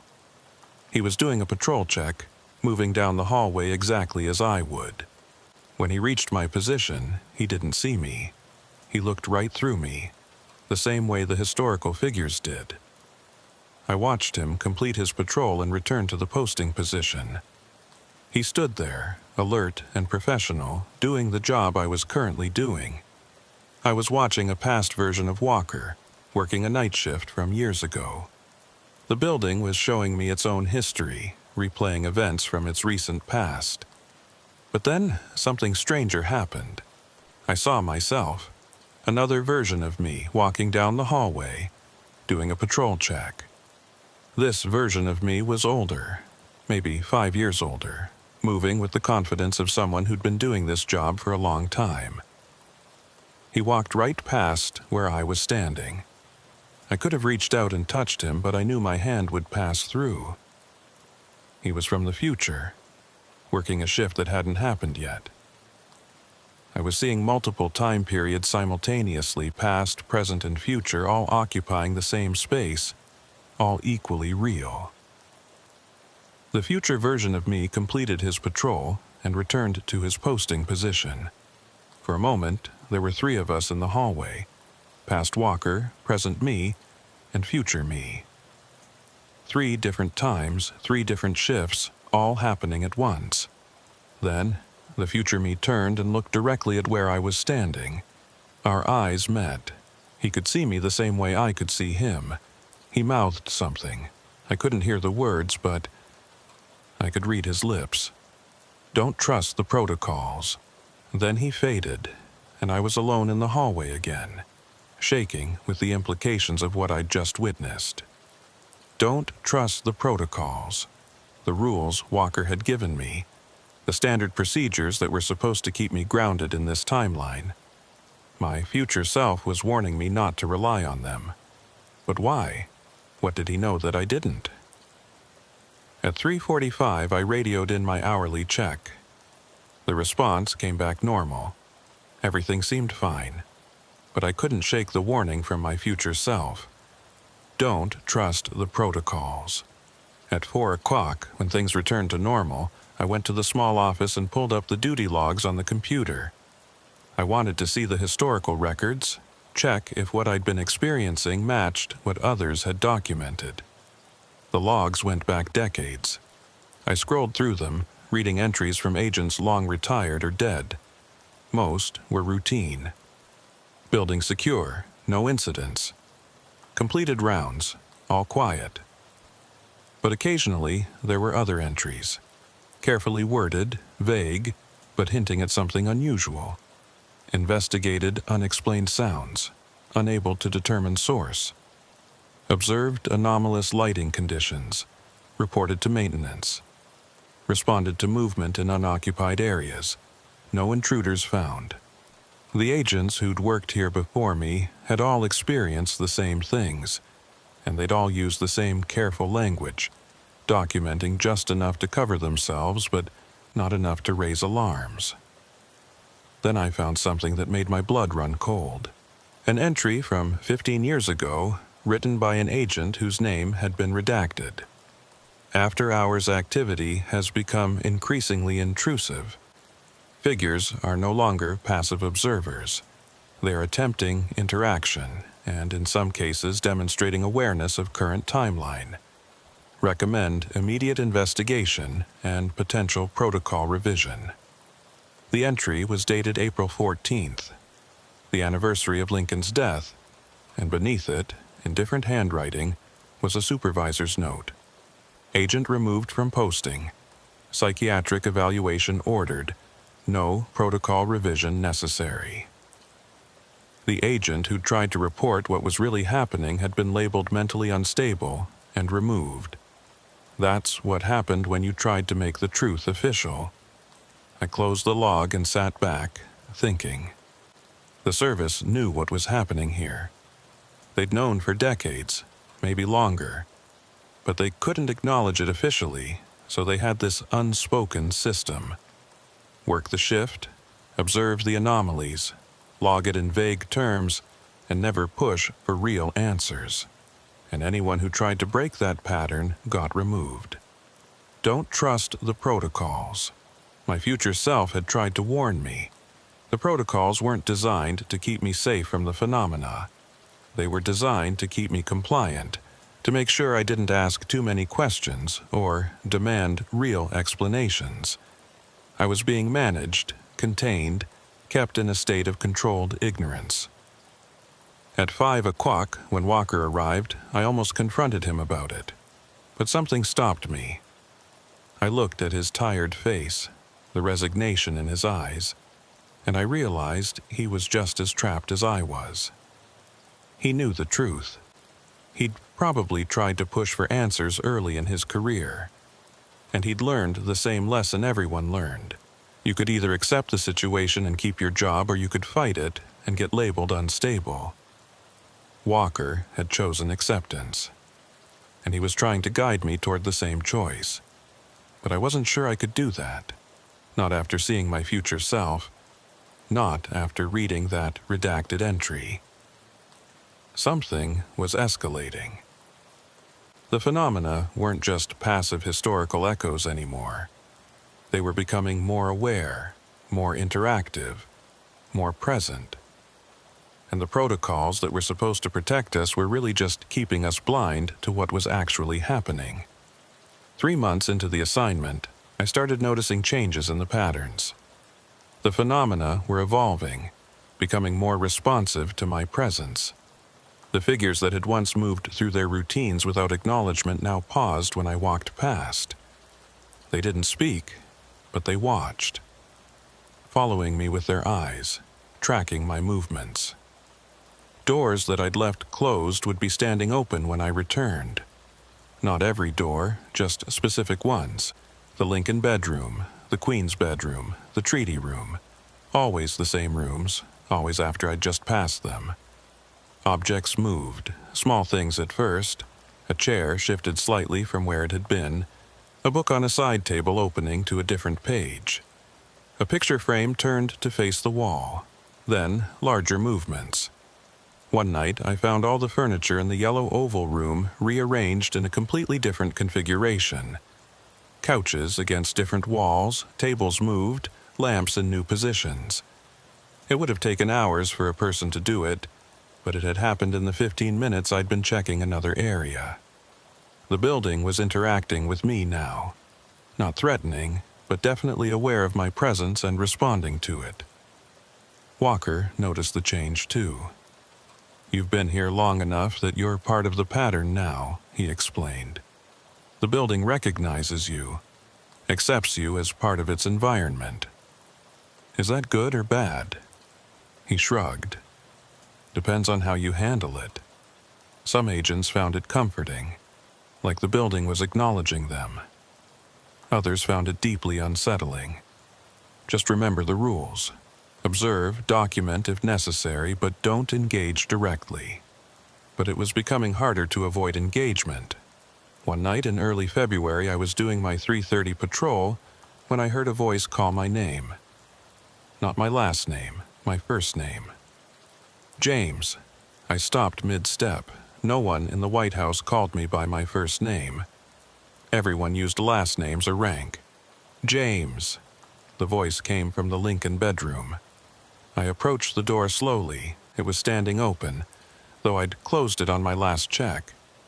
Inside the room, I could see a figure standing by the window. The woman in white, the one who'd warned me months ago about he's coming. She turned to face me. James, you need to listen carefully. Every protocol told me to walk away, to not engage, to maintain professional distance from the phenomena. But she knew my name, and she was speaking directly to me with clear purpose. What do you want? I asked. The building is trying to warn you. Something is wrong with the timeline. The barriers are weakening. I don't understand. She moved closer, and I could see her face more clearly now.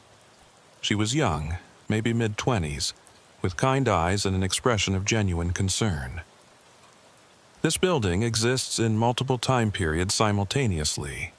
Usually, they remain separate, but recently, they've been bleeding together more and more. Past, present, future, all mixing, overlapping. Why are you telling me this? Because you're aware. Most of the living who work here can see us, but they don't truly acknowledge what's happening. They follow their protocols and ignore what doesn't fit. But you've been documenting, observing, trying to understand. That makes you important. Important how? She hesitated, looking troubled. There's something coming. An event that will happen in this building. Something catastrophic. It's creating ripples backward through time. That's why the phenomena have been intensifying. The building is trying to warn everyone, but most people can't or won't hear. What kind of event? I don't know the details. I only see the echoes of it. But it's bad, James. Bad enough that it's shaking the foundations of time itself in this place. I felt ice in my veins. When? Soon, within your timeline. Maybe weeks, maybe months. The closer it gets, the more the barriers break down. Before I could ask more, she flickered and faded. Just gone, leaving me alone in the Lincoln bedroom with more questions than answers. I reported the interaction to Walker the next morning. He listened without interruption, his expression growing more concerned as I spoke. You engaged with her, he said when I finished. That breaks protocol. She knew my name, Walker. My first name. How is that possible? He was quiet for a long moment. The building knows things. Knows people. The longer you're here, the more it learns about you. It can access information from any time period where you exist. Past, present, or future. She said something catastrophic is coming. An event that's creating ripples backward through time. Walker's face went pale. Did she say what event? No. Just that it's bad enough to shake the building's temporal foundations. He stood up and paced the small office. This has happened before. In 2001, in the months before September 11th, agents working here reported increased phenomena. Figures trying to communicate, objects moving, warnings being issued. We thought it was random until after the attacks. Then we realized the building had been trying to warn us. You're saying this place can sense future disasters. I'm saying this building has stood at the center of American power for over 2 centuries. It's absorbed every major event, every crisis, every decision made within its walls. That kind of accumulated history creates something. Whether it's consciousness or just a recording that can play backward and forward through time, I don't know. But yes, it seems to sense major disruptions before they happen. Then we need to report this, warn someone. Walker shook his head. And tell them what? That a ghost told you something bad is coming? They'll remove you from posting so fast your head will spin. The only reason I'm still here after 15 years is because I learned to keep the truth to myself. So, we just ignore it? We stay alert, we document what we can, and we hope that if something is coming, we'll recognize it when we see it. He put a hand on my shoulder. James, I know this is frustrating, but the system isn't built to handle this kind of information. All we can do is our jobs. But I couldn't accept that. Not after hearing the warning. Not after seeing the fear in that woman's eyes. I started paying closer attention to everything. Not just the phenomena after 3 a.m., but everything during my shifts. Security briefings, threat assessments, any unusual activity in or around the White House. Nothing seemed out of the ordinary. Normal presidential schedule, routine security protocols, no elevated threat levels. But the phenomena continued to intensify. More figures appeared each night. More rooms showed temporal overlaps. More voices tried to communicate warnings. One night, I counted 17 separate figures in the center hall, all from different time periods, all trying to exist in the same space. They flickered in and out, appearing and disappearing, creating a strobe effect of different eras. The searching soldier appeared more frequently, sometimes multiple times a night. He'd check the same rooms over and over, growing more agitated each time he failed to find what he was looking for.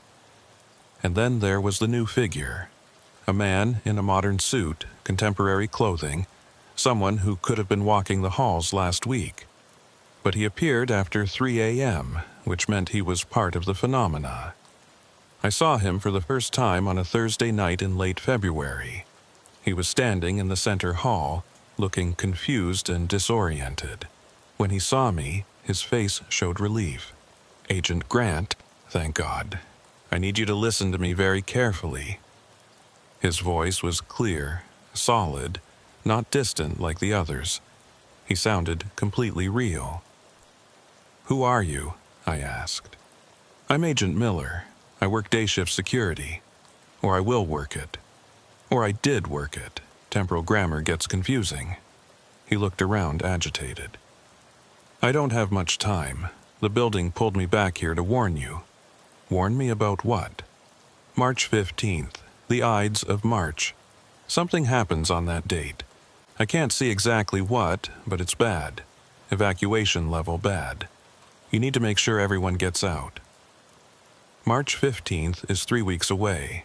If there's a threat, why aren't current intelligence reports showing it? Because it's not external, it's internal, something that happens inside the building itself. The ripple effect is so strong, it's pulling people like me backward through time to try to warn you. He started to flicker, becoming less solid. "I'm losing coherence. Listen, on March 15th at 3 a.m., you need to..." He vanished mid-sentence, leaving me standing alone in the hallway. March 15th. 2 weeks and 6 days away. Whatever was coming, I now had a specific date. I went to Walker immediately with this information. He listened, his face grave. "Agent Miller doesn't exist," he said when I finished. "There's no one by that name on the day shift roster. I've worked here 15 years, I know everyone. He said he will work here. Future tense. Maybe he hasn't been hired yet.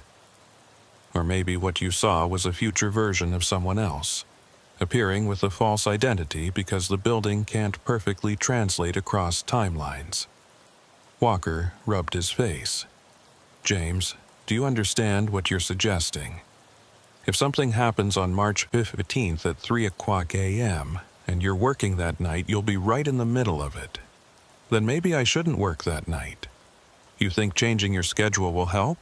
If the building wants you here for that shift, you'll be here. That's how this works. It's not random coincidence that you're the one receiving these warnings. Why me? Why not you? Or someone with more experience? Walker was quiet for a long moment. Because I stopped listening years ago. I follow protocols. I do my job. But I don't engage with the phenomena anymore. I can't afford to. It's too draining, too dangerous for your mental health. You still have the openness, the willingness to believe. That's why they're reaching out to you. I need to report this. File it officially. And I can't stop you, but understand what you're risking. Your career, your reputation, possibly your freedom if they decide you're unstable. I thought about it for the rest of the shift. By the time I went home that morning, I'd made my decision. I wouldn't file an official report, but I would be ready on March 15th. Whatever was coming, I'd face it with my eyes open. The 2 weeks leading up to March 15th were the most intense I'd experienced. Every night, the phenomena escalated. Figures appeared in broad daylight now, visible to other agents too. The temporal barriers were breaking down completely. Other night shift agents started reporting similar experiences. They'd see figures, hear voices, witness impossible things. The phenomena could no longer be contained to the post-3 a.m. hours. Walker looked more exhausted each day. It's happening faster than before, he told me.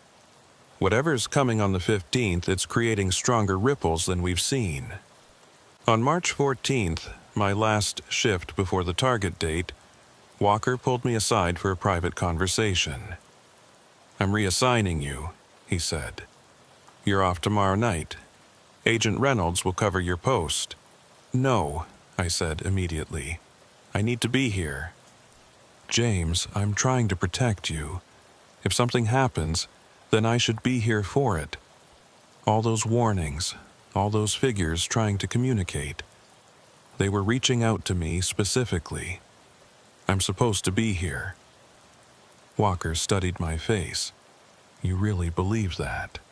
Yes, he sighed. Then at least know what you're walking into. I've been researching the date. March 15th has significance in this building's history. 3 major events happened on that date across different years. A failed assassination attempt in 1933, a significant policy decision in 1968, and a structural crisis in 1989. What kind of structural crisis? Part of the building's foundation shifted. They evacuated everyone for 36 hours while engineers assessed the damage. It was kept out of the press, but it came very close to catastrophic failure. And all 3 happened on March 15th. At different times, yes. Maybe that's what creates the vulnerability. Multiple significant events on the same date across different timelines, all converging. March 15th arrived. I reported for duty at 2200 hours, trying to act normal despite my racing heart. The building felt different immediately. The air was charged, electric, like the atmosphere before a major storm. Other agents felt it too. I could see the tension in their faces, the way they moved more carefully, more alertly. Reynolds briefed me quickly. Command wants extra vigilance tonight. There's been chatter about a potential security event, nothing specific, but everyone's on heightened alert. What kind of event? They're not saying. Just maintain standard protocols and report anything unusual immediately. After she left, I took my post in the center hall and waited. The first few hours passed slowly. I did my checks, radioed in my status, maintained my position. Everything normal on the surface, but the building's atmosphere continued to intensify. At midnight, I saw the first anomaly. A door in the hallway rippled, like looking at a reflection in disturbed water. For a moment, I could see through it into multiple time periods. The room, as it existed now, as it existed in the 1930s, as it would exist in some future I couldn't identify. At 0100, the temperature began to drop. Earlier than usual. The 3 o'clock phenomena were starting ahead of schedule. At 0200, I radioed in my check and got static in response. I tried again. More static. Communication with command was breaking down. At 0245, the hallway lights began to flicker. Not dimming, but cycling through different intensities and even different colors. I saw gaslight, electric light, and something else. A pure white light that didn't come from any fixture. At 0300, everything changed. The building lurched. Not physically, but temporally. I felt it in my bones, like reality itself was shifting gears. Suddenly, the hallway was crowded. Dozens of figures, maybe hundreds, all occupying the same space. I saw Union soldiers, 1920s staff members, modern-era agents, people in clothing styles I didn't recognize.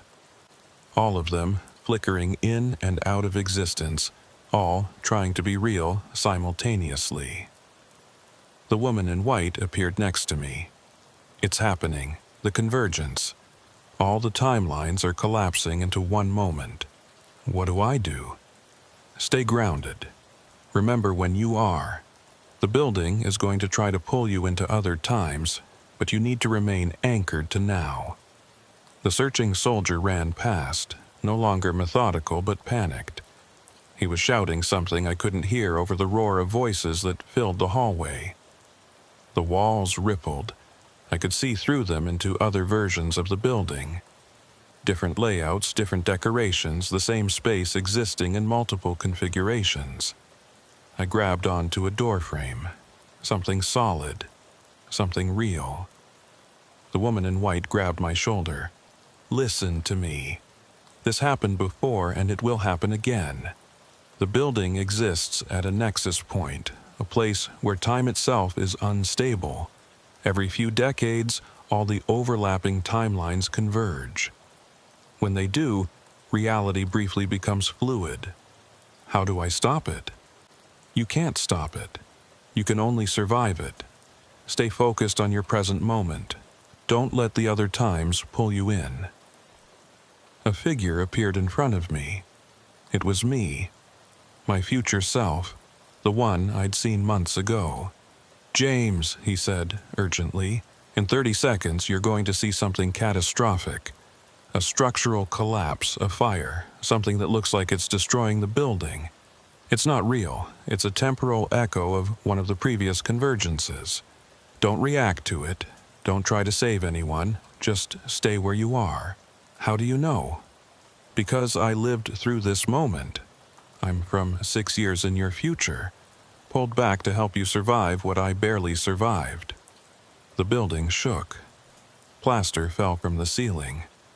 I heard screams, saw smoke pouring from the Lincoln bedroom. It's not real, my future self shouted.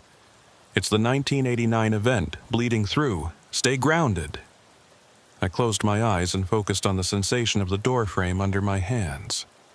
Solid wood, cool and smooth. Real. Present, mine. The screaming continued. The smell of smoke intensified. I felt heat on my face, but I didn't open my eyes. I didn't let go of the doorframe. The woman in white's voice cut through the chaos. You're doing well. Just a little longer. The convergence is peaking. Time lost meaning. I might have stood there for minutes or hours. Past, present, and future crashed together like waves, each one trying to pull me into its current. I saw myself at different ages. A younger me on my first day at the Secret Service Academy. An older me, retiring after decades of service. A middle-aged me, standing in this exact spot, holding this exact doorframe, living through this exact moment. I saw other agents. Reynolds, working a shift from 10 years ago. Walker, fresh-faced and young, just starting on the night detail. Agent Morrison, the one whose report had been redacted, standing in the hallway trying to document what was happening around him. I saw presidents. Lincoln pacing the halls in the middle of the night. Roosevelt making critical decisions in the Oval Office. Leaders from every era, all of them present, all of them real. The building showed me its complete history in a single, overwhelming rush. 200 years of moments, all happening simultaneously. Then, as suddenly as it had started, it stopped. The hallway was empty. Quiet. Normal lighting, normal temperature.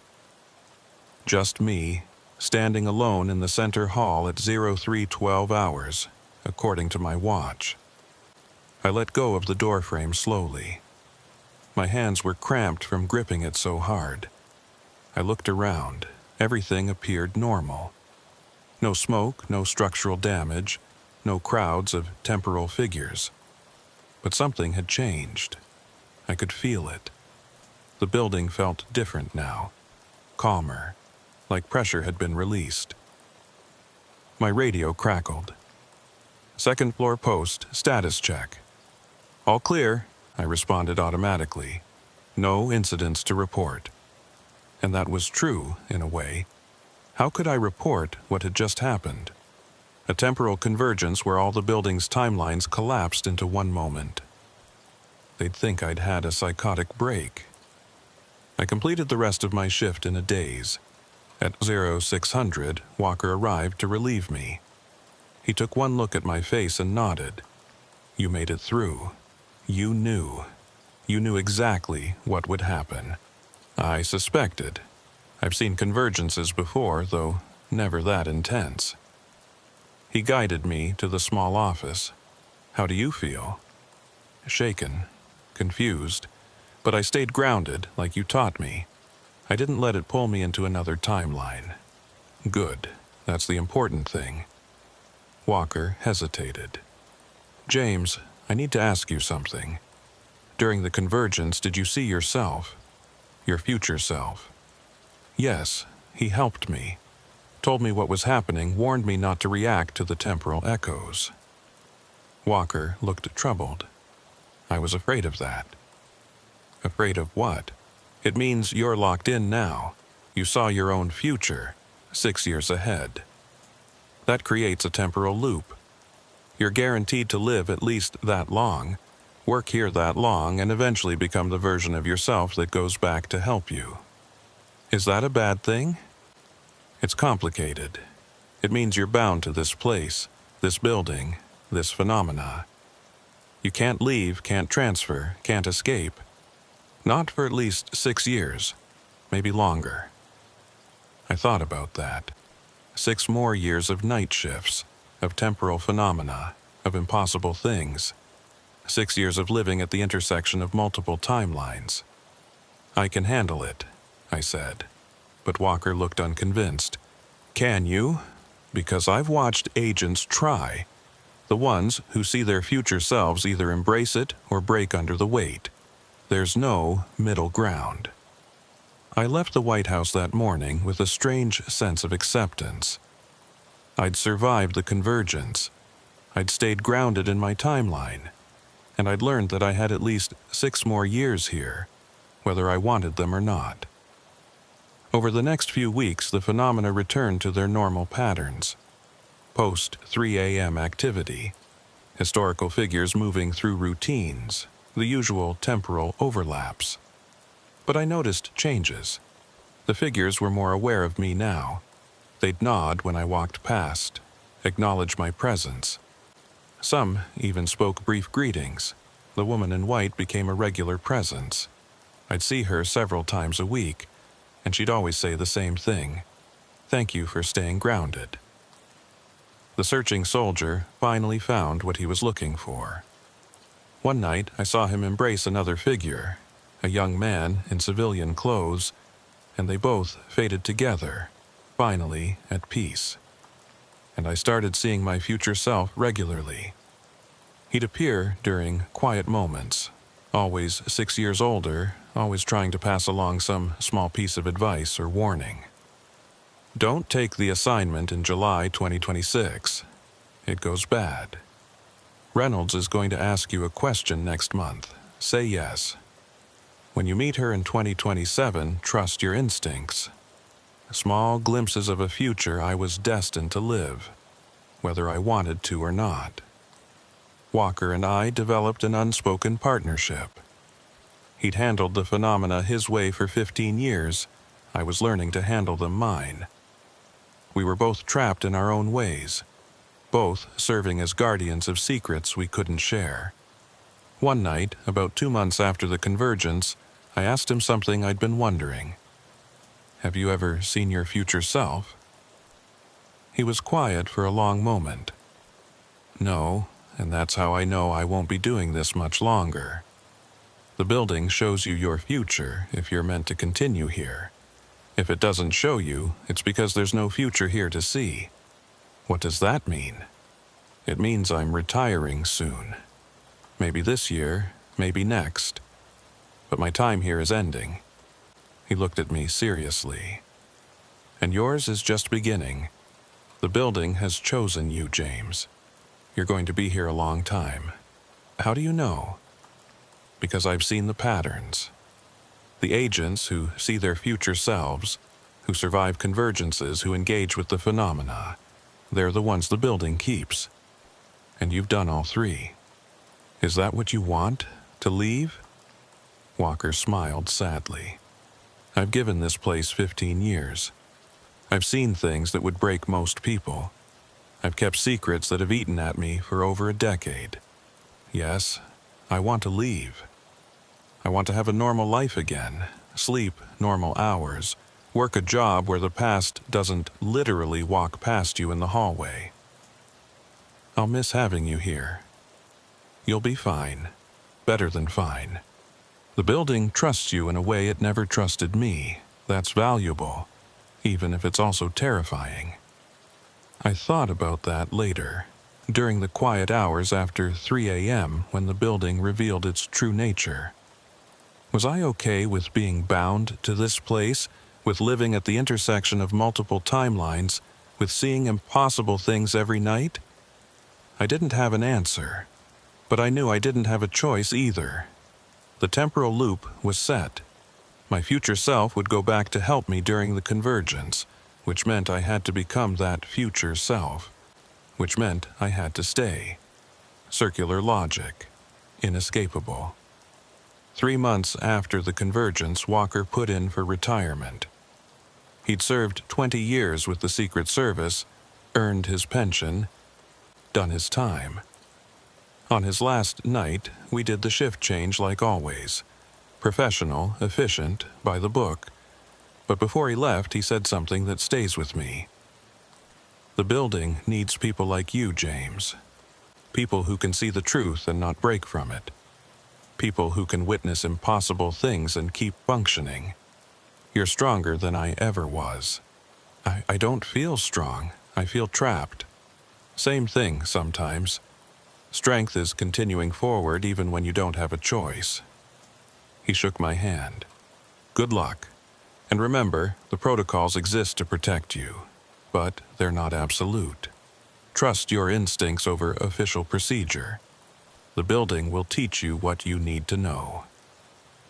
After he left, I stood alone in the center hall at 0100, waiting for the phenomena to begin. And I realized I wasn't afraid anymore. Not of the temporal overlaps, not of the figures from other times, not of the convergences that might come in the future. I'd learned to live in a building that existed in multiple times at once. I'd learned to navigate a reality where past, present, and future were all equally real. And I'd learned that some prisons you don't escape. You just learn to make them home. At 300, the familiar changes began.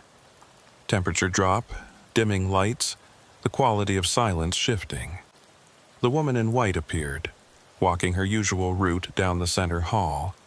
When she reached my position, she stopped and smiled. You're adapting well.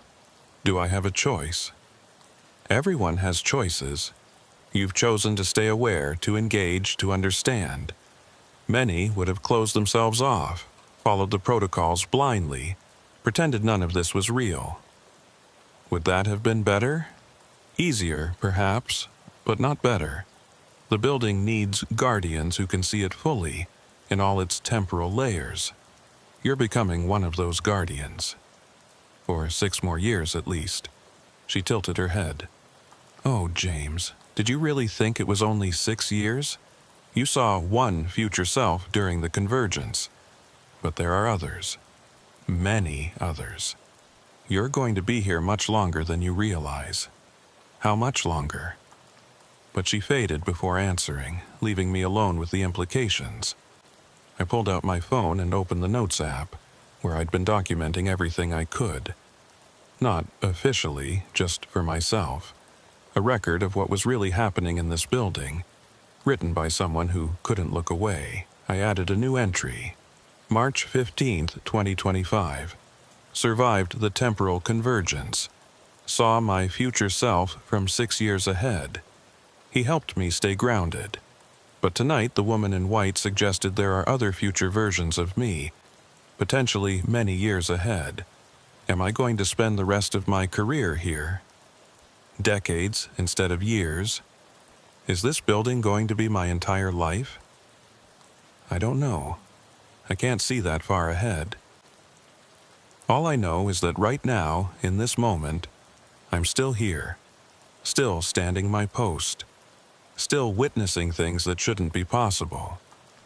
The building after 3 a.m. is real. The phenomena are real. The temporal overlaps are real. And I'm learning to live in a place where time itself is negotiable. Walker warned me that the building chooses its guardians. Maybe he was right. Maybe I was chosen the moment I took this assignment. Maybe even before that. Or maybe choice and destiny are the same thing when you're living in a place where all times exist simultaneously. I'll keep doing my job. Keep following protocols when they make sense. Trusting my instincts when they don't. Keep documenting what I see, even if no official report will ever include the truth. Because someone needs to know. Someone needs to remember. The White House after 3 a.m. is more than just a building. It's a nexus point. A place where all the layers of time touch each other. And I'm the one standing guard at the intersection. For 6 years, or 60, or forever. I guess I'll find out. I closed the Notes app and looked down the hallway. Empty now. Quiet, waiting for the next wave of phenomena. And somewhere in the building, I knew my future self was watching. Maybe 6 years ahead, maybe more. Watching me take the first steps down a path he'd already walked. A path that leads deeper and deeper into the temporal heart of this place, where past and present and future are all just different rooms in the same endless hallway. I'm still here, still standing my post, still guarding a building that exists in times I can't fully understand, and I have a feeling I'm going to be here for a very long time. After all, the building always wins, and it's chosen me as one of its own. Welcome to the White House after 3 a.m., where time means nothing and everything.